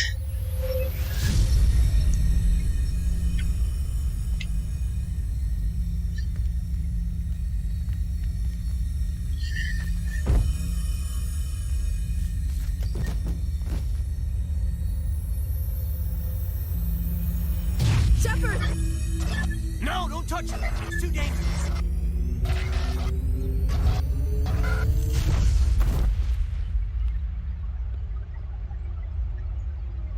Could you imagine if Ashley or Kaidan was the one stuck with the Prothean knowledge?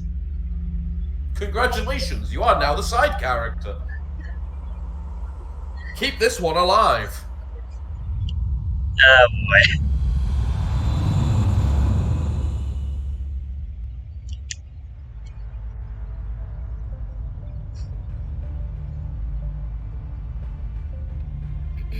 We identified the ship that touched down on Eden Prime. The Normandy. A human alliance vessel. It was under the command of Captain Anderson. They managed to save the colony. And the beacon. One of the humans may have used it. Would now be a bad time for me to point out that that's Liara's mom?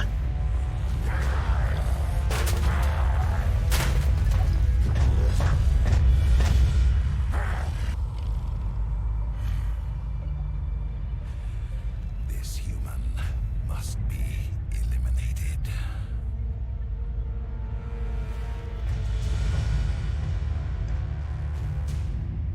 I love the visual differences between Saren and other Turians. I mean, he's half... Doctor! What? Yeah, you Dr. can tell Todd, he's half I think machine. he's waking up. Yep.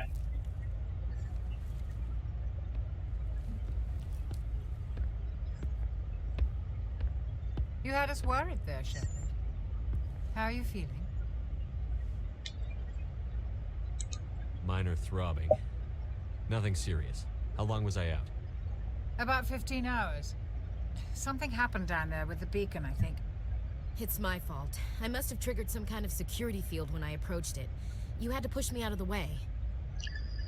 So, yeah, the likely reason as to why Lady Shepard winds up with Kaidan next to the beacon instead of Ashley is because the game gives you the option to romance somebody.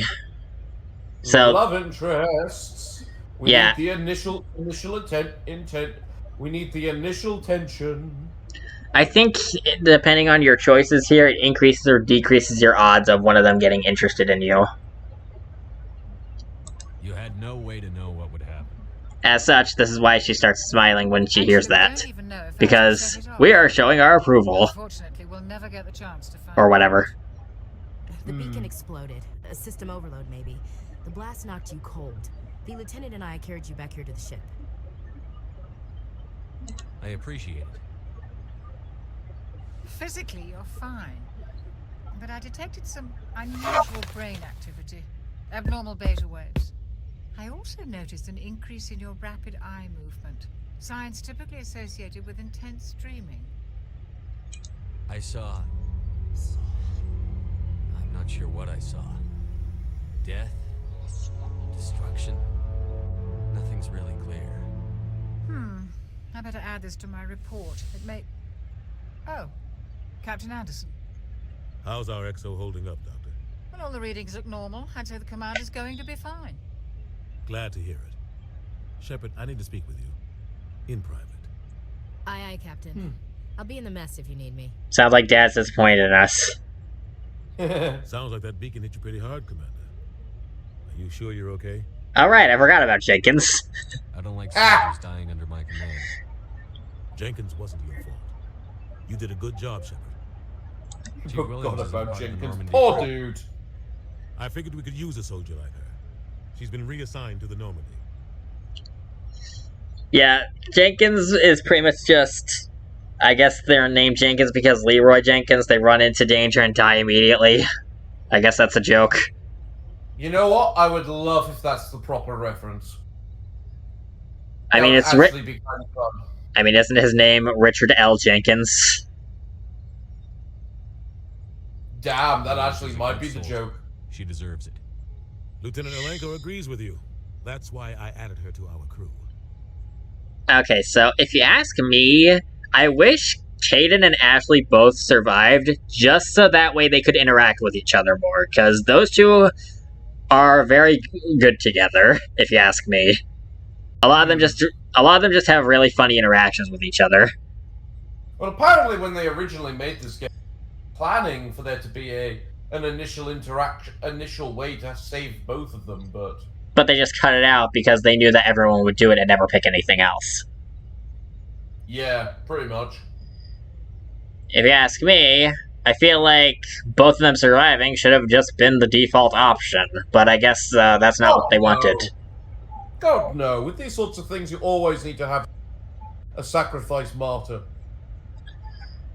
I don't know. The way they handled it in 3, no. I think I would have preferred both of them survive. That way, one of them could tell the other off for being an annoying asshole. What do you mean, the way they did it in 3? When did it happen? When was there a choice like that in 3? Okay, well, first of all, they were planning on that choice. That never happened, but I'll go on that later. What I actually meant is, I wish they both survived, so that way, if they both survive up to 3, both of them, at least one of them, will tell the other off for constantly getting on your ass all the time. Or something. And maybe they would have different roles instead of being the exact same character. Yeah, that was kind of the problem with it, wasn't it? But we can already tell that Mass Effect 2 and 3 were kind of lower quality than the first. You haven't even seen much of Mass Effect 1 and you're already giving that sentiment. I mean, the thing is, I already knew Mass Effect already a bit of a love child of the creators, and the second one and third. Second one was kind of like the money grubbing, hey, push out the second game already. And I know the third game was rushed. Like, it's actively known that the third game was rushed. So...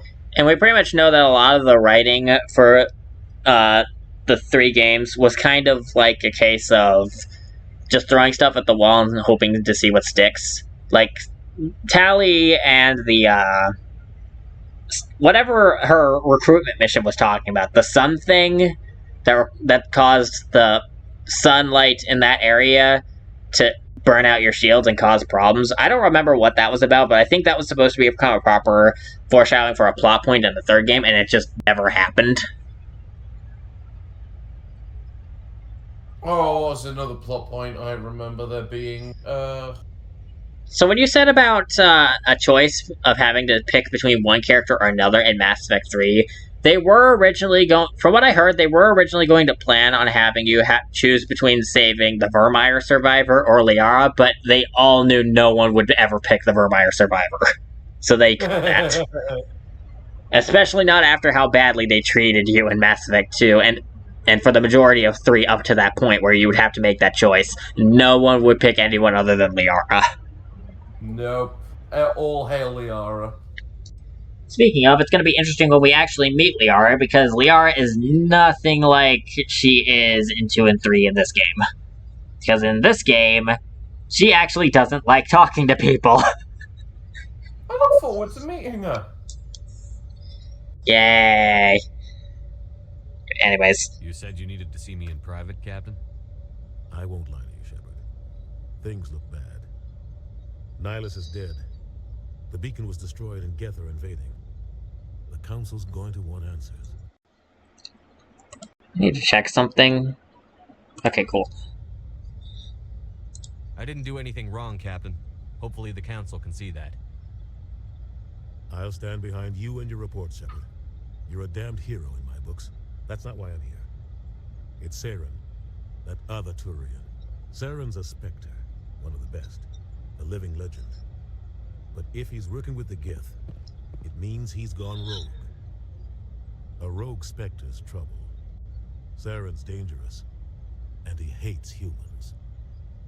It's interesting how Saren, being like the main antagonist of this game, feels a bit undermined by what they did in later ones, where like the Spectre status doesn't feel like it matters much anymore. Like I'm not sure if you know about the Lair of the Shadow Broker DLC for Mass Effect 2, but the sub-antagonist that you have to deal with is a Spectre for that one. They're not even the final boss.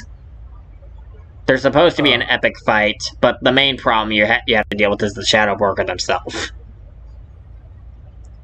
Okay. I don't know, it feels like the attempt at serial escalation has devalued some things.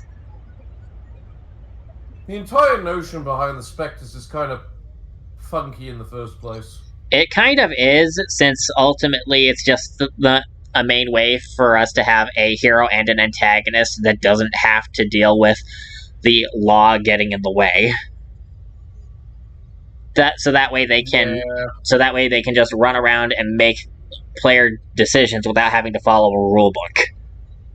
It's the method the DM uses to make sure you don't have to worry about consequences. Yeah. But then Mass Effect 2 and 3 happened and said, screw that, here's the sexy space paladin lady joining the terrorists. I still have no idea why Samara joined us. Yeah. No, I wondered what you meant then about... Yeah, we were technically part of the terrorists in the second game, weren't we? Yeah, we couldn't ditch Cerberus to save our life. We recruited Samara to help out Cerberus terrorists with something. It's like, why in hell would she trust us? Also, Samara kind of is a paladin. I think the thing with Samara is she was highly psychic, so could, tell the intentions of the people. Even if that's the case, like, she would not hang out with Renegade Shepard at all, let's be honest. That is fair. That bit's very fair. Oh, Mass Effect, how we love to criticize you, because you do a lot right and a lot wrong at the same time. Yeah, but what doesn't? Yeah. I think the reason that it's most interesting with Mass Effect is because it has a lot of interesting concepts and plot points and stuff, and it just butchers it because of corporate greed. So it's interesting to try and think of how to unbutcher it, I suppose. Does that make sense? Yeah. It's one of those, what can you do? Yep. Back to the RPG. He didn't come to Eden Prime because he hates humans. You're right. Saren has allied himself with the Geth. I don't know how. I don't know why. It's something to do with that beacon. Is everything okay over there? Just before that beacon. That was a mic drop. Did you see anything? Any clue that might tell us what Saren was after?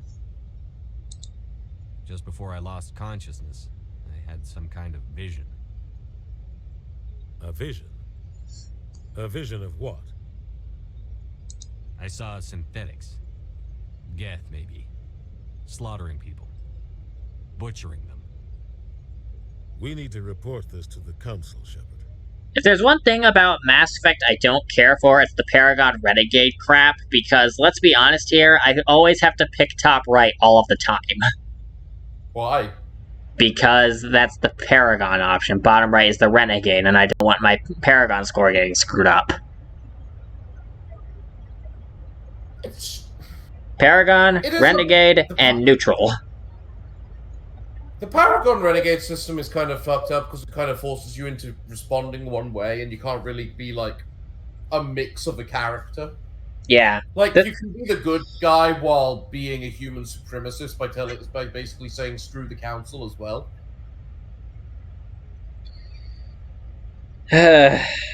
Sometimes it's more of a case of, for me personally, I don't like being a dick in the first place, so me picking Renegade options just kind of sucks. Andromeda does something different, and while not everyone likes it, I prefer the logical versus emotional and professional versus casual dialogue options that they go with. Just because... Is that how they've changed it? Emotional versus logic? Yeah, I don't think it actually really equates to any stat, though. I think it's just flavor text. But even then, I'm fine with that, because I play full Paragon anyway, so giving me different flavors of text for basically the same situation, I'm okay with that, because I'm never going to play Renegade of my own choice for anything other than an achievement. I don't like playing Renegade. Fair enough. Either way. What are we gonna tell him? I had a bad dream? We don't know what information was stored in that beacon. Lost Prothean technology, blueprints for some ancient weapon of mass destruction, whatever it was. Saren took it. But I know Saren. I know his reputation is politics. He believes humans are a blight on the galaxy. This attack was an act of war. He has the secrets from the beacon. He has an army of Geth at his command, and he won't stop until he's wiped humanity from the face of the galaxy. I'll find some way to take him down. It's not that easy. He's a Spectre. He can go anywhere, do almost anything. That's why we need the Council on our side. We prove Saren's gone rogue, and the Council will revoke his Spectre status. I'll contact the Ambassador and see if he can get us an audience with the Council. He'll want to see us as soon as we reach the Citadel. We should be getting close. Head up to the bridge and tell Joker to bring us into dock. Let me guess, they don't revoke his status. We'll see when we get there, because the answer is kinda yes and kinda no. It's more of a case of we go after him by the Council's orders. Because we're not a Spectre yet, but if you recall, he is a Spectre. Shepard is a Spectre at some point. We're gonna get our Spectre status when we get there eventually. I'm glad you're okay, Commander. The crew could use some good news after what happened to Jenkins. Why do I keep forgetting you exist, Jenkins? A valuable part of this crew. Part of me feels guilty over what happened. If Jenkins was still alive, I might not be here. Okay, hold on. You belong on the Normandy. So late I clicked, sorry. That means a lot from you. I've never met anyone who was awarded the Star of Terra. Alright, say Ashley, how the hell do you know Jenkins? Yeah. Jenkins was part of the Normandy crew. You were not originally. She wasn't even there when he died. I didn't even notice. She wasn't even there when he died. How the hell does she... know or even care about him. Like, she can care about the idea of, you know, hey, this dude died. Oh, yeah, that's sad. What was he like? But it's not like, oh, he was sad. I will miss him so much. You never even knew the man. Yeah, like, Ashley's not even a Normandy crew member at this point. She was stationed at Eden Prime for who knows how long. Like, Jenkins is from Eden Prime, maybe she knew him then, but that requires explanation that we're not getting. Either way, how are you holding up? Things were pretty rough down there. Are you okay? I've seen friends die before. Comes with being a Marine. But to see my whole unit wiped out, and you never get used to seeing dead civilians. But things would have been a lot worse if you hadn't shown up. We couldn't have done it without you, Williams. Thanks, Commander. Yes, we could. I have to admit, I was a little worried about being assigned to the Normandy. It's nice when someone makes you feel welcome. I think you're gonna fit in here just fine, Williams. Thanks, Commander. Don't worry, Ashley, we're not at Vermeer yet. You still have time. Yeah. Because there's absolutely no way I want to be a dick to you, but also I am not getting it on with you. I am sorry. Yes, Commander? Is there something you need? And we can talk to Mom later. Goodbye, Commander. Glad to see you're okay, Commander. But yeah, I actually do plan on leaving Ash behind on Vermeer. Yeah, no, I agree. I think most people prefer Caden as well. From what I heard, back then, at the very least, it was the other way around. Actually, yeah, it was. I think it's a case of they discovered Caden's better in the second and third game, but he's kind of just bland in this game. I mean, it's not that Caden is bland, it's that he's a human male in a space opera. He has competition with the girls and the aliens. Because he went through training from hell and murdered a dude by kicking him in the face. He's not exactly boring, even if he tones himself down so that way he can keep his emotions in check. But Caden himself is not actually boring, it's just that he has the boring setup. Which is why I keep saying, I don't want to run around looking like a boring male human in this space opera. That's not interesting. Good timing, Commander. I was just about to bring us into the Citadel. See that taxpayer money at work. I've always found it interesting. I've always been fine with it. Like, I'm fine with humans in most settings, but when it comes to sci-fi and fantasy, we can do literally anything we want to. Why are we focusing on humans and human problems when we could be focusing on literally anything and everything else? Okay, there's a different way to approach that. Because it's a case of, if you are playing a human, you should focus on human problems. But if you're playing something else, you focus on that problem. Yeah, and why aren't we playing as something else, dealing with those problems instead of dealing with more boring human problems we deal with in every other genre? Well, sometimes you want to play the human just so you can understand genre the human problems are. Because just because it's human problems doesn't mean it's necessarily the same problems you go through, because it's a completely different world and setting. Granted, it's a little harder to do that in sci-fi because it's obviously a continuation of our current timeline, but in fantasy it's completely different because it could be a case of humanity grew and evolved in a completely different way. How do I word it so that way you can understand just how much I don't care about an aesthetic I see on a daily basis? A biology I know about on a daily basis. It's not about biology and aesthetic, it's about the cultural aspect. What do I have to say that I'm not curious about humans at all because we already know everything about them, and I'm not interested in them? But you don't! The Turians don't found colonies on the borders of the Terminus systems, Ambassador. Humanity was well aware of the risks when you went into the Traverse. What about Saren? You can't just ignore a rogue Spectre. I demand action! You don't get to make demands of the Council, Ambassador. Citadel Security is investigating your charges against Saren. We will discuss the CSEC findings at the hearing, not before. Captain Anderson, I see you brought half your crew with you. Just the ground team from Eden Prime, in case you had any questions. I have the mission reports. I assume they're accurate? They are. Sounds like you convinced the council to give us an audience. They were not happy about it. Saren's their top agent. They don't like him being accused of treason. Okay, so are we seriously having another argument over this again, by the way? Of course we are.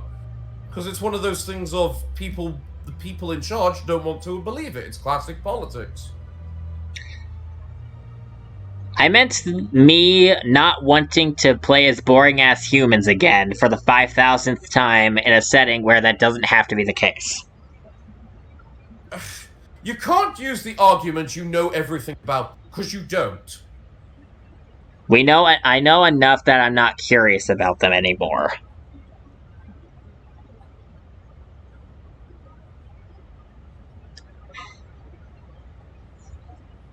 Look, you may like playing as humans in sci-fi and fantasy to a degree. I just fucking don't. It's boring to me. They're not interesting to look at, and a lot of the time, their culture is exactly the same as... Oftentimes, it's American culture. Yeah, I'll give you that. I'll give you that. People don't tend to be very creative when it comes to the cultures that they give the human. They just assume, hey, look, game... Let's just make it our culture just because, you know, we're going to be the dominant one in the end, so we're going to be it's just going to be ours instead of, yeah. Like, if it's always American culture, and if it's not American culture, the second option is, I'm pretty sure, British culture. I think that's the second most common one in sci-fi and fantasy. Maybe Japanese is second or third. I don't know. But it's usually, like, it's most frequently, especially over here, it's American culture. I already know about American culture. I don't care about American culture anymore. I already know about it. I'm more interested in finding out what is going on with the Turians and their militaristic culture, or the Krogan and their violent survivalist culture, or the Volus and their merchant culture, etc., so on and so forth. And while As I say, I'll give you more credit for it with the sci-fi setting, because the humans are just going to be a continuation of what we have now. But in a fantasy one, you have to give us a glance towards the humans, because they could have done something completely unique and different with them. It depends on how it's written, but more often than not, when I see fantasy, a lot of the time the humans just wind up being humans. I'm just saying, there's a chance.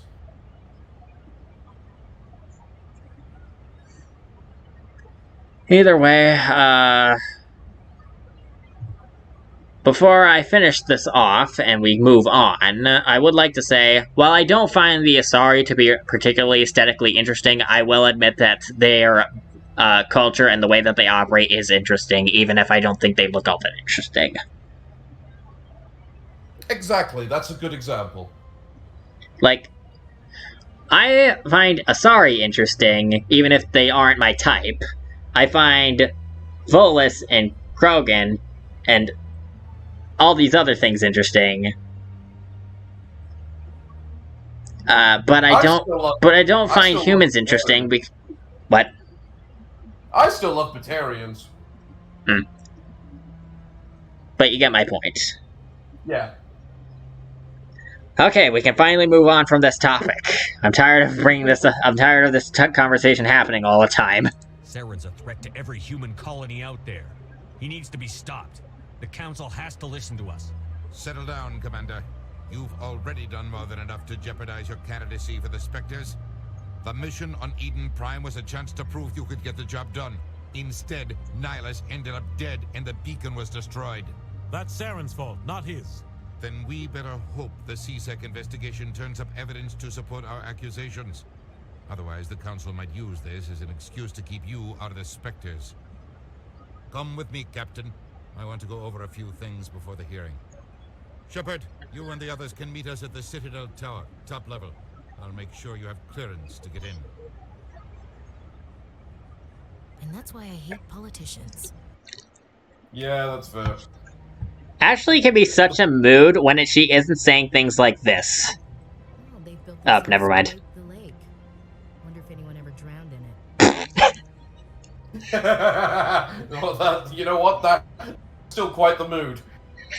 Okay, I know one of these is the bad one. This place is a little too perfect. They're hiding something. Okay, that one's still a mood. I can't tell the aliens from the animals. Yep, that's the one. That's the one that everyone harps on her about. Because that sounded incredibly racist, didn't it? Yeah, a little bit. Actually, no, even a little bit. Yeah, that did it. Sound incredibly racist. And no one will ever let her live that one down. If you actually stop and talk to her, she says that her prejudice is not actually it's pretty clear from talking to her that she doesn't actually hate the aliens. In fact, if her and Garrus are on the elevator together during those elevator scenes, they actually get along extremely well, despite the fact that the main reason for her prejudices is because of the First Contact War and how her family's name got besmirched because of the Turian things. And yet, she gets along well with Garrus. They've built themselves quite the lake. Wonder if anyone ever drowned in it. Alright, let's see what Caden says. Sure is peaceful here. Big place. Sure is peaceful here. Alright. Wow. Yeah, Caden doesn't have much to say at all, does he? It'll be interesting when we get to some place where he does have something to say.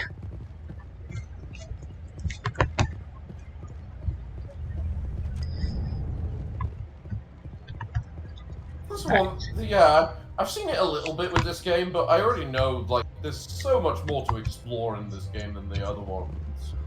Yeah. Although it does take a while to get from point A to point B. Alright, we'll deal with that when we actually have to deal with the side quest. But for now, let's It just reminds me of a classic RPG from my youth. Yeah, Mass Effect 1 is the most RPG-like out of the games.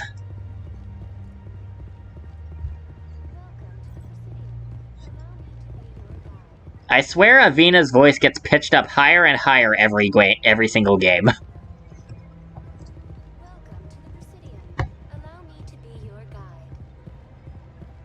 I don't even remember the voice.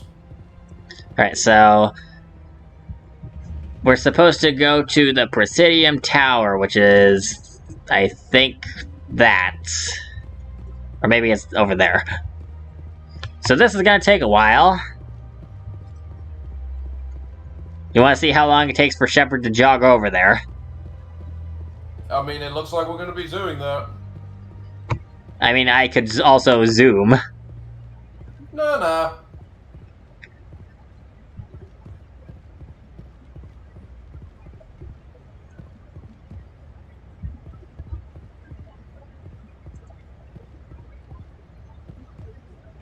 This is boring.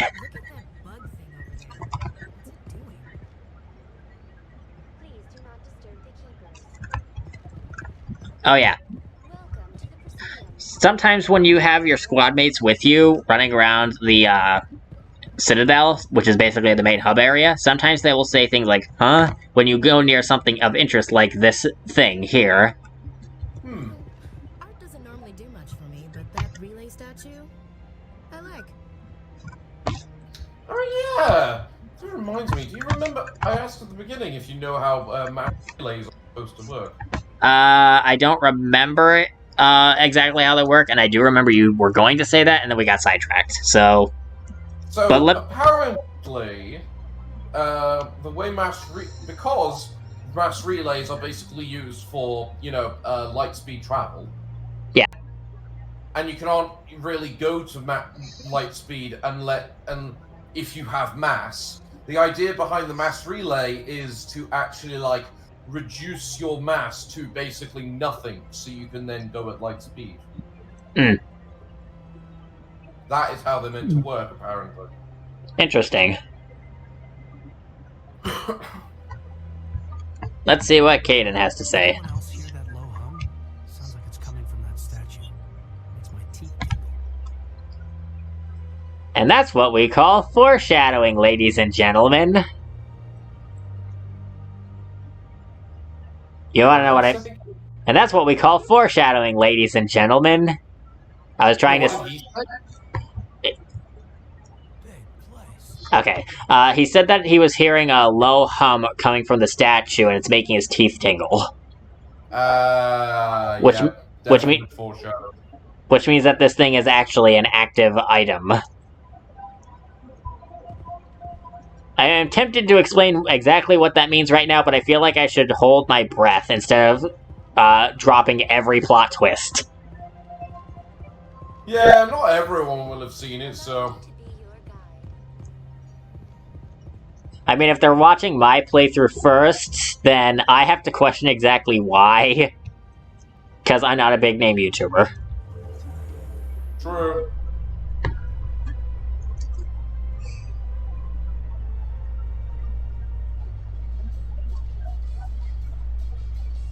The infamous elevator scenes. The council isn't going to ask me any questions, are they? I doubt it. We've made our reports. Now we just have to trust Ambassador Udina. And once again, Ashley commits mood.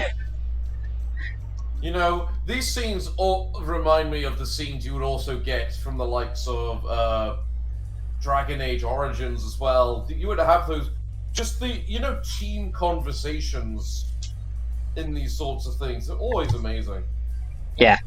You can see an entire video of just the elevator conversations if you look it up on YouTube. The characters have a lot of interesting things to say about each other, but some of them are common conversation topics that they say with everybody.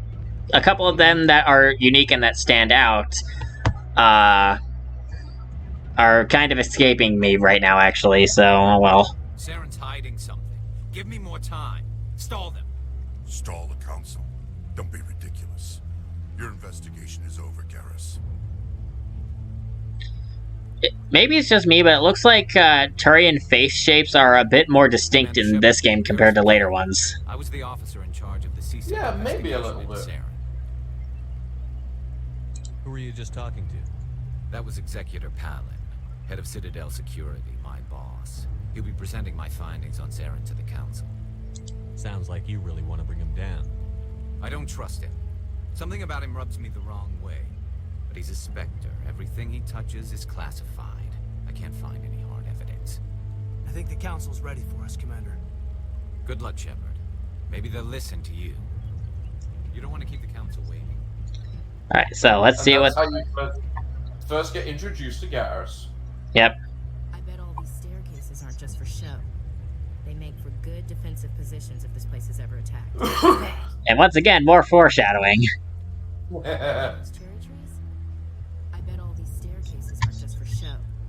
They make for good defensive positions if this place is ever attacked. Right. You sure have to climb a lot of stairs to reach the council. I think that's supposed to be symbolic of their importance. I like this fountain. Symbolic of their arrogance, perhaps. Yeah. You sure have to climb a lot of stairs to reach the council. I think that's supposed to be symbolic of their importance.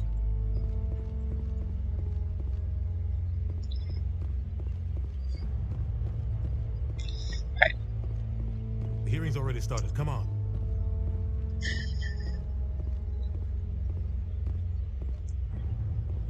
The Geth attack is a matter of some concern, but there is nothing to indicate Saren was involved in any way. The investigation by Citadel Security turned up no evidence to support your charge of treason. An eyewitness saw him kill Nihilus in cold blood. We've read the Eden Prime reports, Ambassador. The testimony of one traumatized dock worker is hardly compelling proof. I resent these accusations. Nihilus was a fellow Spectre and a friend. That just let you catch him off guard. Captain Anderson, you always seem to be involved when humanity makes false charges against me. And this must be your protege, Commander Shepard. The one who let the beacon get destroyed. The mission to Eden Prime was top secret. The only way you could know about the beacon was if you were there. With Nihilus gone, his files passed on to me. I read the Eden Prime report. I was unimpressed. But what can you expect? from a human. Saren despises humanity. That's why he attacked Eden Prime. Your species needs to learn its place, Shepard. You're not ready to join the Council. You're not even ready to join the Spectres. Said anything about me wanting to be a politician. That's not his decision. Shepard's admission into the Spectres is not the purpose of this meeting. This meeting has no purpose. The humans are wasting your time, Counselor, and mine. You can't hide behind the Council forever. There is still one outstanding issue. Commander Shepard's vision. It may have been triggered by the beacon. Are we allowing dreams into evidence now? How can I defend my innocence against this kind of testimony? I agree. Our judgment must be based on facts and evidence, not wild imaginings and reckless speculation. Do you have anything else to add, Commander Shepard? You've made your decision.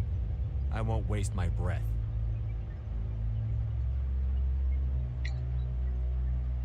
The Council has found no evidence of any connection between Saren and the Geth. Ambassador, your petition to have him disbarred from the Spectres is denied. I'm glad to see justice was served. This meeting is adjourned.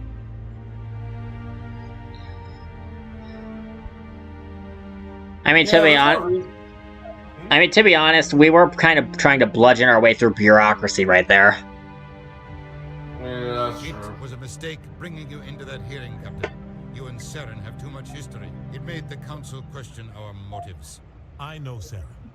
He's working with the Geth for one reason. To exterminate the entire human race. Every colony we have is at risk. Every world we control is in danger. Even Earth isn't safe. We need to deal with Saren ourselves. As a Spectre, he's virtually untouchable. We need to find some way to expose him. Or just kill him.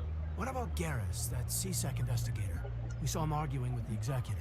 That's right. He was asking for more time to finish his report. Seems like he was close to finding something on Saren. Any idea where we could find him? I have a contact in CSEC who can help us track Garrus down. His name is Harkin. Forget it. They suspended Harkin last month, drinking on the job.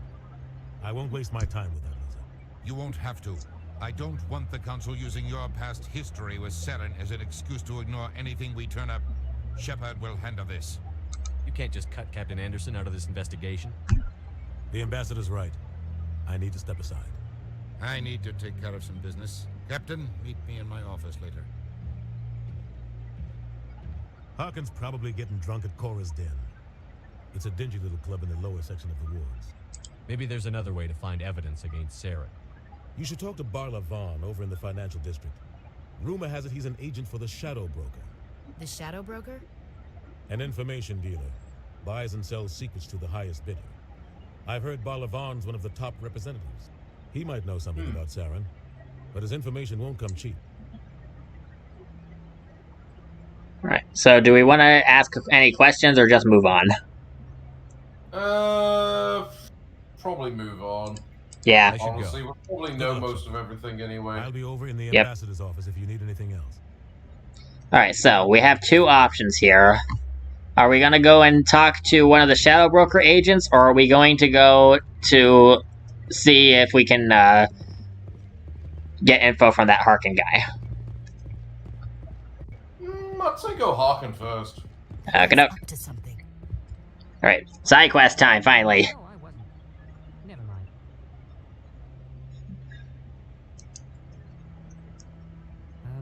Yes, is there something you want? Why are you so interested in the Keepers? Keepers? I've got no interest in the keep. Don't get coy. I know what I saw. I'm not so sure I should be talking to you about this. We're just talking. Is there something wrong with that? No. I guess it wouldn't hurt to tell you. I'm using a small scanner to gather readings on the Keepers. So far I've had mixed results. I find it difficult to get near the creatures. Why were you being so secretive about it, though?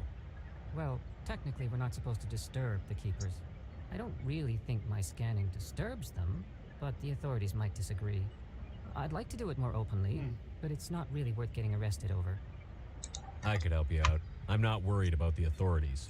I don't even know who you are. I'm Commander Shepard, with the Alliance military. Well, I suppose I could use the help. You'll need this. It's the scanning device I developed. Activate it each time you see a keeper. All collected data will automatically upload to my database. I'll even send a few credits your way for each unique scan. What are you doing with the data once you've scanned it? Trying to learn whatever I can about the keepers. We see them working everywhere, yet we know so little about them. I'm a scientist. I want to know what makes them tick. I should get going then. Yes, I have much work myself. So long, and good luck with the scanning. Oh, that was a nice Solarian. Yay! Honestly, characters in this game tend to be a lot nicer than in 2 and 3. In 2 and 3, a lot of them are just dicks. No, I'm waiting to speak. It's one of those odd things where you're not sure. It's hard to tell what's the genuine thing, you know?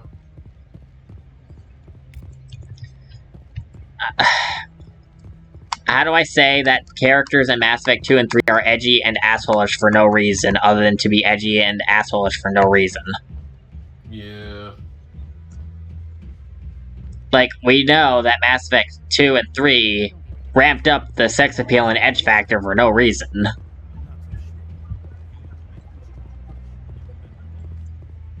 Either way, you can run around and find the keepers, and you get a small amount of XP and money.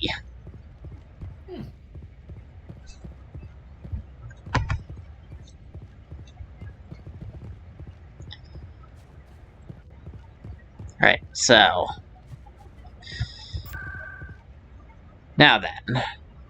Let's use the rapid transit system. Cora's Den is where Harkin is. So let's go here. Zoom! The Citadel is so pretty. Right, now, let's save our game before I die horribly 5 times in a row. That's him.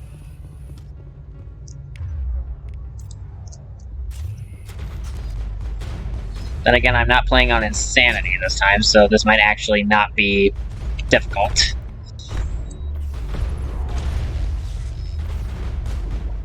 I was about to say, where did this come from?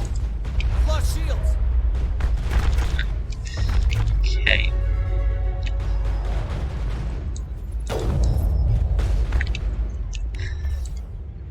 Right. Those were Saren's men. All targets down. Right, so... Too many lights, too much noise. A lot of traffic here. How fast do you think those cars are going? Not really my kind of place, but there sure are some spectacular views here. Alright, so the wards is the busy part of the city. You think it's expensive to live here? Never been a real Fair enough then. You can keep the Presidium. This is where the action is. Too many lights, too much noise. A lot of traffic here. How fast do you think those cars are going? I mean, you gotta admit... Oh. Now there's no cars. Come on. There we go. I never really noticed that there was traffic in that area. What is that noise, by the way? Oh, right. I see why this place is so popular. It's got quite the, view. Hey, Lieutenant, put your tongue back in your mouth before you trip on it. This is what I mean by these two should be in the same room together more often. Unfortunately, one of them is dead by the end of the game. A million light years from where humanity began, and we walk into a bar filled with men drooling over half-naked women, shaking their asses on a stage. Can't decide if that's funny or sad. What? You don't think they're here because of the food? I just like the dynamic of those two. Yeah, you can obviously tell the easy dynamic. Okay, if you heard an alarm, that was my phone. I am putting that under my pillow, and hopefully it will not disturb us. Back off, Rex. Fizz told us to take you down if you showed up. What are you waiting for? I'm standing right here. This is Fist's only chance. If he's smart, he'll take it. He's not coming out, Rex. End of story. This story is just beginning. Out of my way, humans. I have no quarrel with you. What was that all about? Who knows? Let's just try not to get caught in the middle. Oh no, Vex is amazing. You've only known him for like 2 lines of dialogue so far. I've known him for longer than that. I know this. I've heard the legends. I've heard the rumors of the great Rex. Well, now you're about to see it, but just to let you know, he is full-on renegade, which means that he's probably as entertaining as Ashley, but a massive pain in the ass to deal with, because I am never going to agree with anything he says. Alliance military. I could have been a Marine, you know. Instead, I joined the goddamn Citadel security. Biggest mistake of my life. Wasn't this, like, one of the major antagonists of Garrus's loyalty mission? The guy who helped make, the, Sedonis disappear or whatever? Who, Harkin? Yeah. I swear this was the same guy. Interesting how that happened. Isn't he the guy that Norman... Isn't he the guy that was involved with the, CSEC officer named Garrus. the Drells mission? One of Captain Anderson's crew. You mean Thanes? Yeah. I think you're thinking of Bailey. Garrus is.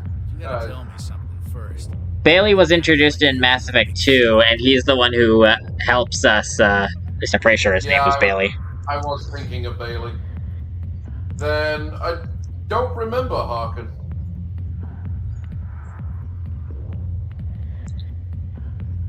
Either way. Is there something I should know about the captain?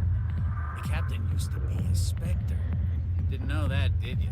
It was all very hush-hush. The first human ever given that honor, and then he blew it.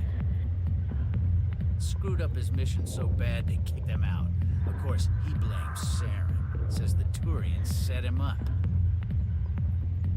Just tell me where Garrus went. Garrus was sniffing around Dr. Michelle's office. She runs the med clinic on the other side of the wards. Last I heard, he was going back there. I'm out of here. Yeah, good. Go. Let me drink in peace. Yeah, let's get out of here. I don't like being surrounded by all these scantily clad ladies. Maybe it's not true. Harkin's an ass. But he's just messing with her hands. You're probably right. I don't know why that got cut off. That was awkward.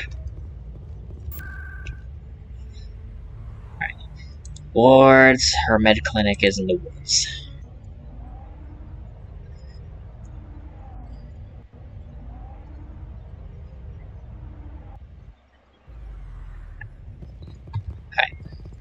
Free XP. I didn't tell anyone, I swear. That was smart, Doc. Now if Garrus comes around, you stay smart. Keep your mouth shut around. Who are you? Let her go. Ah!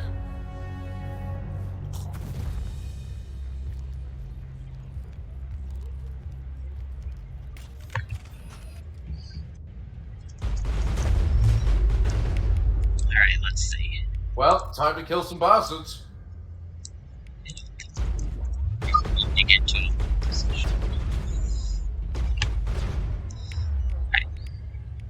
Well, that guy's fucked. Yeah, they're not exactly in the greatest spot, are they? I was not expecting that to happen. I think I just crushed that guy to death. I was about to say, did you kill him with physics? I think I did. That was an accident. That's killing some... Okay, I'm not gonna lie. I don't think you can kill with physics like that in the later games, so it shows kind of how advanced this game was. Clear. I think I may need to bump up the difficulty to hardcore. We'll see. Perfect timing. Gave me a clear shot at that bastard. What were you thinking? You could have hit the hostage. There wasn't time to think. I just reacted. I didn't mean to... Dr. Michelle, are you hurt? No, I'm okay. Thanks to you. All of you. I feel like Paragon Shepherd is a bit hard on Garrus, if you ask me, because a lot of these situations that Garrus is describing, I can see his point of view. I mean, you're not going to tell me Garrus isn't a renegade character. He is a bit renegade. Yes, but at the same time, like, what exactly do you do in a high-tension hostage situation? You just kind of have to react. You know? Like, the doctor was in a bad spot. It's a hostage situation. What do? Sometimes you just need to react. You know? I suppose. Well, when it comes to... Either way. I'm just trying to say that these kinds of situations, you don't know what the heck the enemy is going to do. People are not predictable. So sometimes it just winds up being what it is. You know? Yeah, that's true.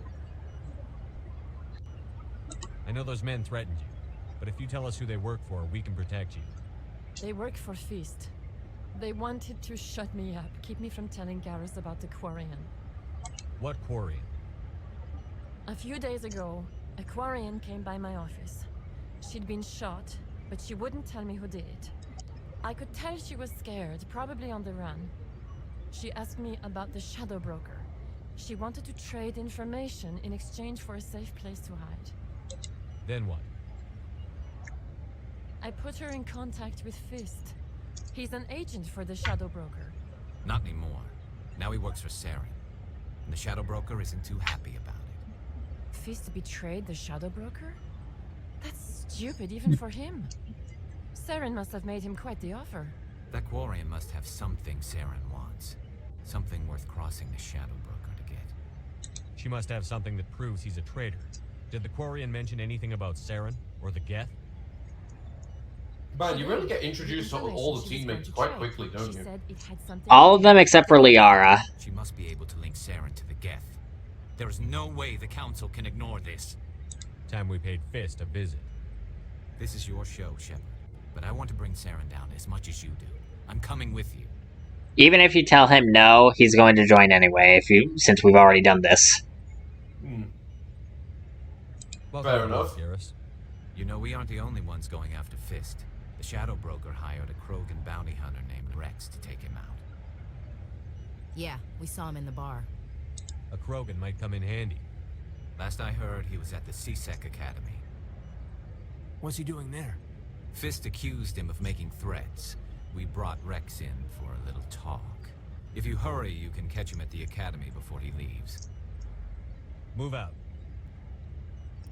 Right, so, we're gonna have these two on board now. Alright, so... Actually, wait, I think I need to talk to the doctor first. I never properly thanked you for saving me from Fist's thugs, Commander. I don't know what would have happened if you hadn't been there. I'm just glad you weren't hurt. Me too. Now, is there anything you needed? I'll be going now. Goodbye, Commander. Nice talking to you. Okay, so... Now that that's out of the way... Let's just... Alright, keep it. Now, I'm wondering if that advanced already. No, it did not. Okay. We need to go back to the med clinic later. For reasons. Right, the wards. Okay.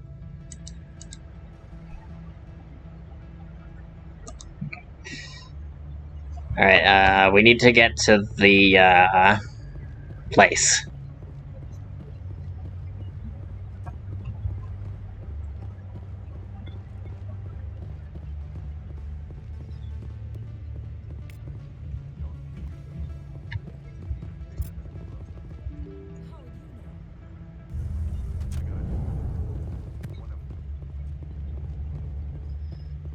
Alright, where is this again?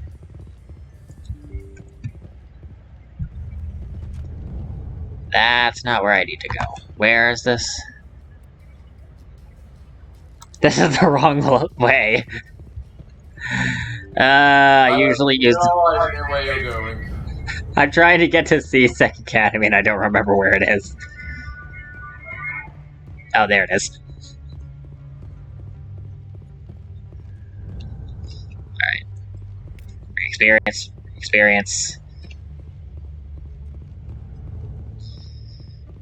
You know what would be interesting to know? What? How the Citadel changes every 50,000 years, you know, with the new different species. I want to know why it changes every game, because that's annoying. They change the design every single game, and it's like, well, now I have to figure it out. Any regrets about leaving Citadel security? Fighting a rogue Spectre with countless lives at stake and no regulations to get in the way, I'd say that beats C-Sec. Well, we don't lack for excitement, that's for sure. Have you even been kicked out yet? What? Has he even been kicked out of the bloody C-Sec yet? I don't know. I think he handed in his resignation. I don't know for sure, though. Because I know that if you don't recruit him, he already hands it in before he even offers to go with you. Fair enough, then.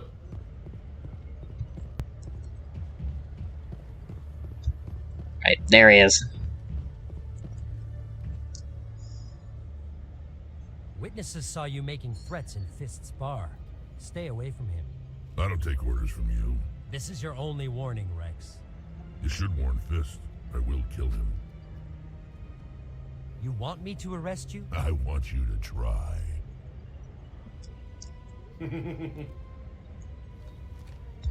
Go on. Get out of here. Do I know you, human? My name's Shepard. I'm going after Fist. Thought you might want to come along. Shepard. Commander Shepard. I've heard a lot about you. We're both warriors, Shepard. Out of respect, I'll give you fair warning. I'm going to kill Fist. Fist knows you're coming. We'll have a better chance if we all work together. My people have a saying. Seek the enemy of your enemy, and you will find a friend. Seems to be a common saying amongst all races. Let's go. I hate to keep Fist waiting. Alright, so... we have a full team of hybrids right now. We have a Sentinel, a Vanguard, and an Infiltrator in the team. Sounds like a solid team. I did not mean to do that. Alright, let's actually invest points into these guys. Alright, what do I want to do? Okay, I do want Lift. Lift is good, so... actually, let's undo that.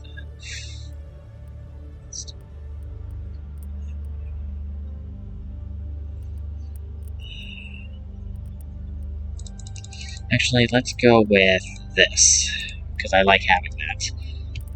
Neural Shock is not the best talent, but it is pretty good.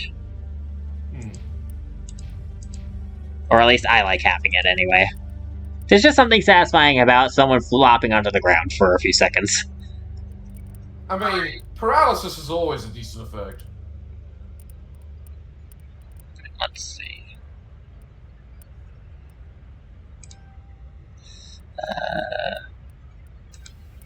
What do I want to get?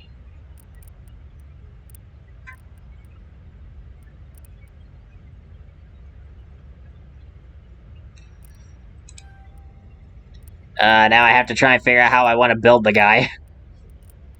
Actually, I'm not even sure if I'm going to have him on the team all the time. Honestly, I was thinking my team setup would be myself, Liara, and Rex. In all fairness, I like Rex as well. Always have the Krogan. And besides, he's the sniper, so, which is... so...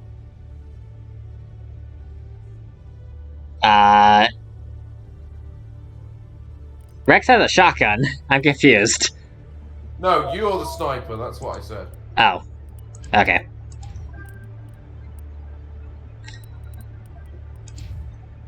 Alright, let's see. You know what, screw it. We'll just go with this for now. Yeah, because I don't expect to actually use Garrus in the long run.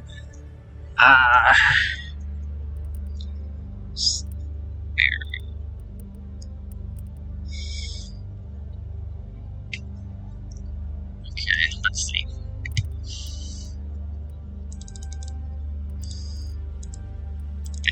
Now he has access to fitness. I'm going to give him... I'm gonna make him the tank of the group. We'll see how that goes. So, the tank stats would be Barrier, Krogan Battlemaster, and Fitness and Combat Armor. I mean, that makes sense. Although I would like to make him the Mage, because he has that as an option. Warp, Throw, and Stasis aren't that bad.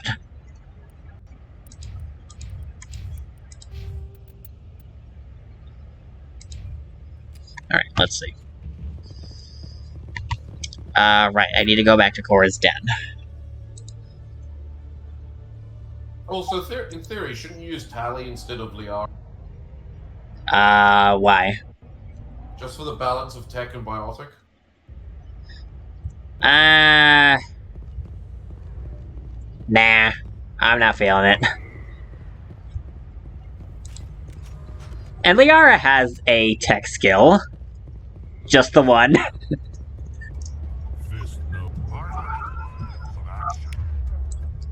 Alright.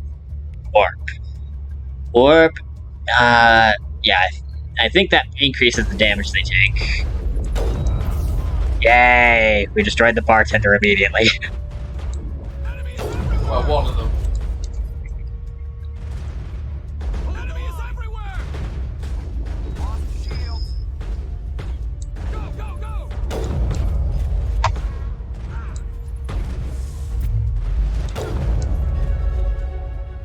Yeah, I think I need to increase the difficulty. This is way too easy. You're too used to it. I'm on it.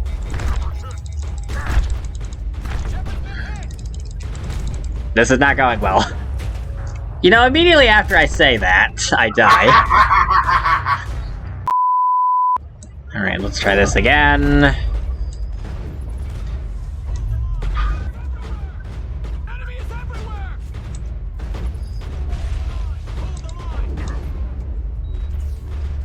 I feel sorry for the guy at the front desk, you know? Wah wah.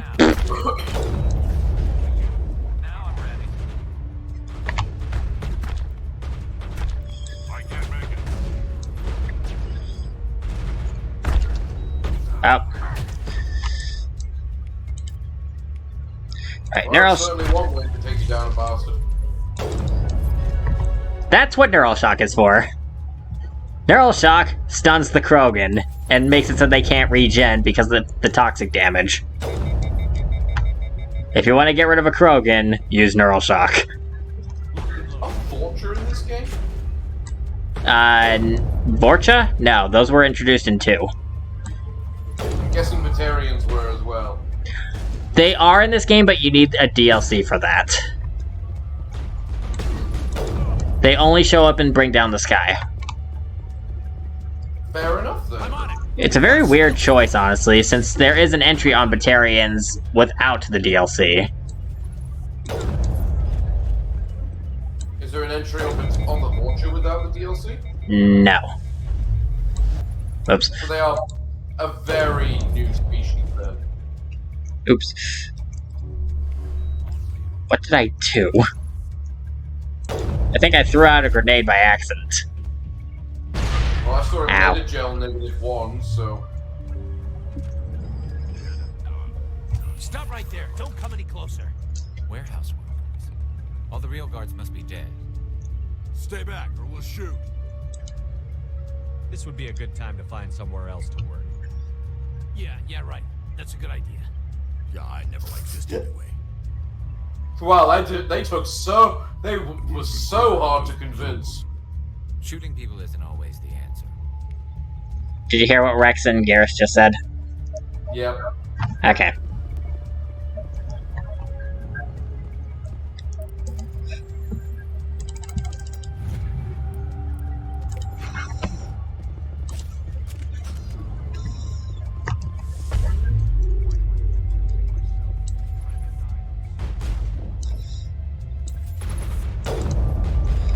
Alright, so we need to either take Fist down or the turrets.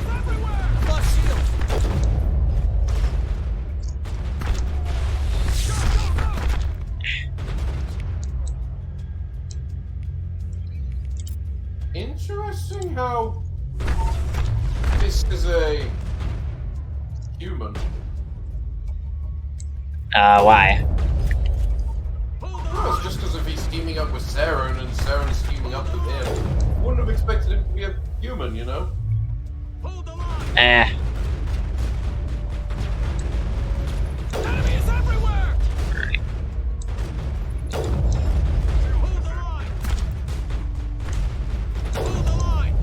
Alright, now that we took down both defensive turns. Where's the Quarian? She's not here. I don't know where she is. That's the truth. He's no use to you now. Let me kill him. Wait. I don't know where the Quarian is, but I know where you can find her. The Quarian isn't here. Said she'd only deal with the Shadow Broker himself. Face to face? Impossible. Even I was hired through an agent. Nobody meets the Shadow Broker, ever. Even I don't know his true identity. But she didn't know that. I told her I'd set a meeting up. But when she shows up, it'll be Saren's men waiting for her. Give me the location. Now. Here on the wards, the back alley by the markets. She's supposed to meet them right now. You can make it if you hurry.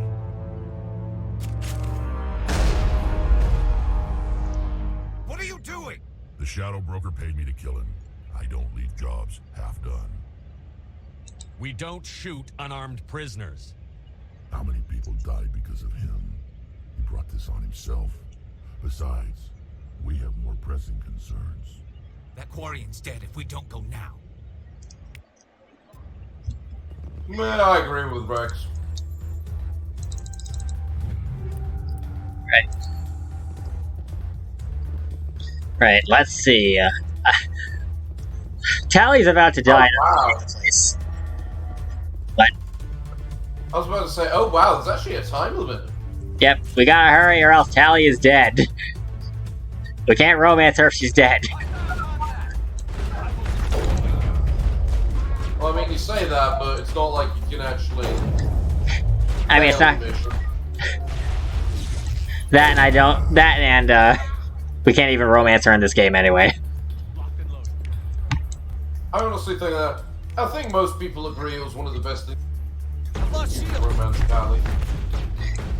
Her and Garrus, anyway. Because people also wanted to make out with Garrus. Basically just allowing the aliens. Okay, say that again. I'm still kind of startled by it just randomly exploding there. Basically just allowing the aliens, for the most part. Hmm.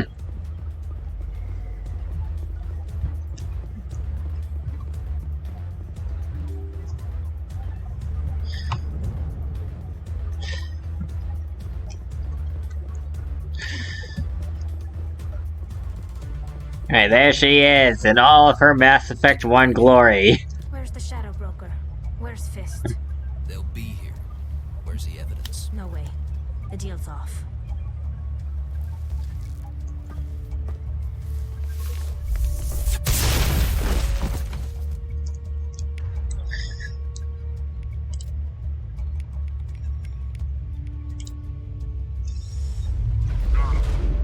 Yay!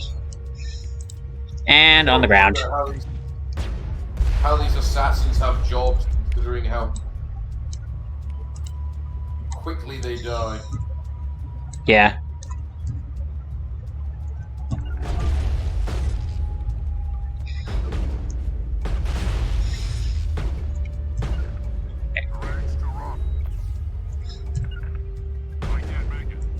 Oh my god, Rex, come on.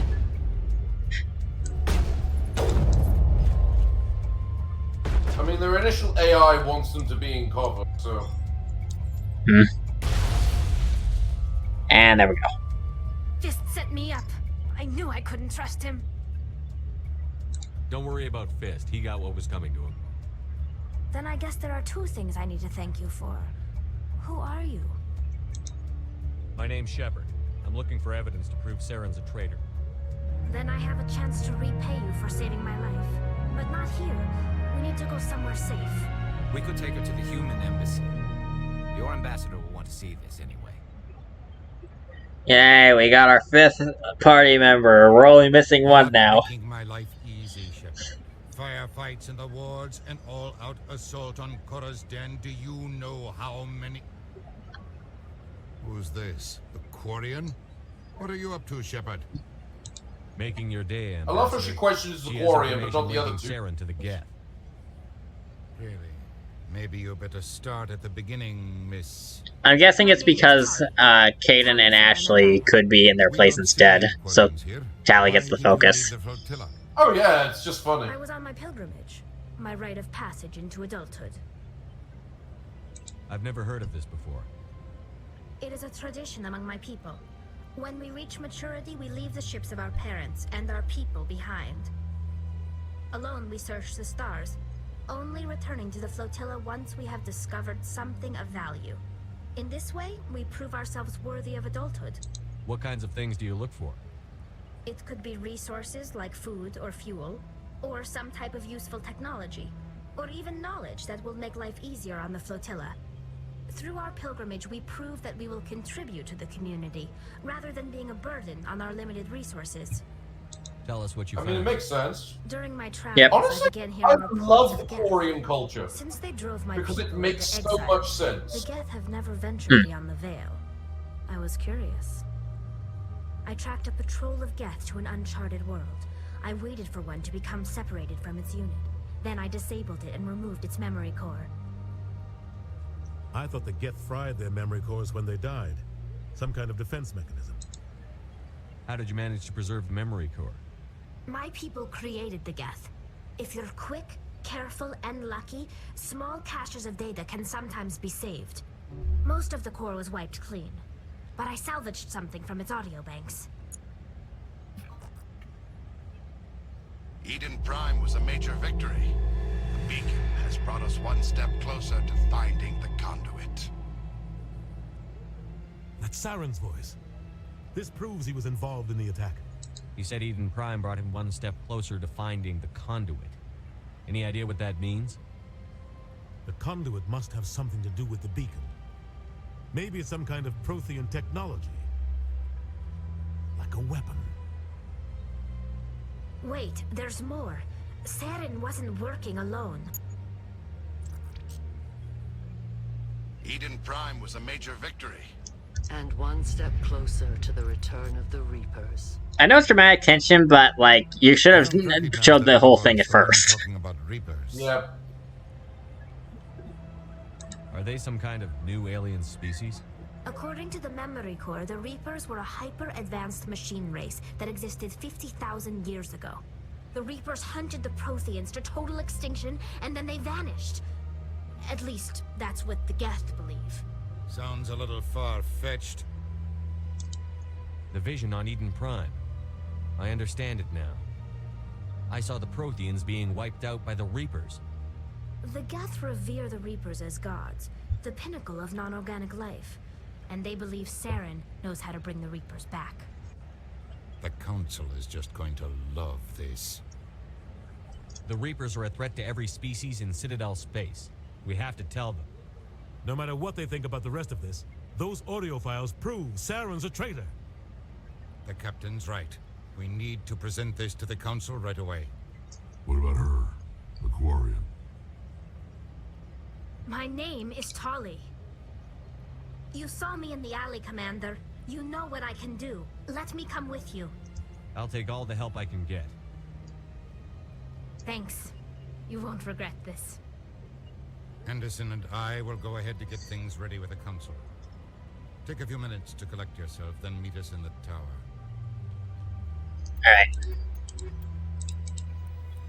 Alright. Good old Tally. Yay!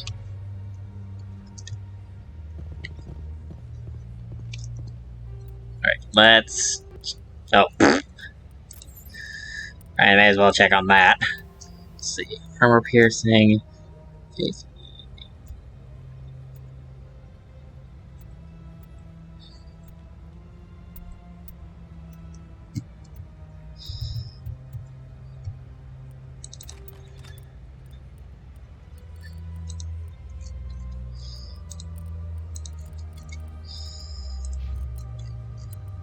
I will say it is currently midnight. Oh shoot, it is over there.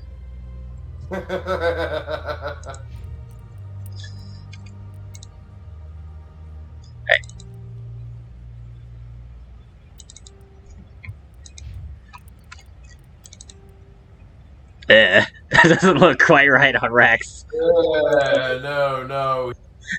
Slightest. It looks good on Ashley, but not on Rex.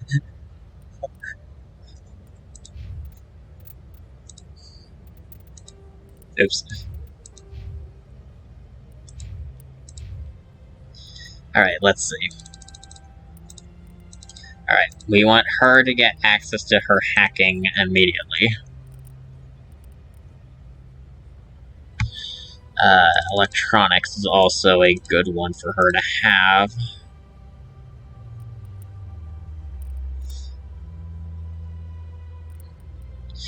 The only engineer talent that Tally doesn't have is medicine. She has everything else. Interesting. What'd you say? Interesting. Why would that be? I don't know, honestly. She has first aid, but not medicine. You'd think that the Quarian who winds up dying from the sniffles would probably want to know medicine. Yeah. Yeah, you would.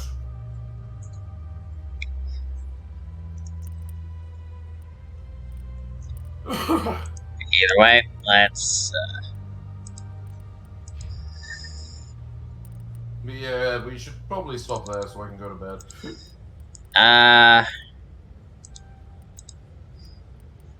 Yeah, I'll sort that out later.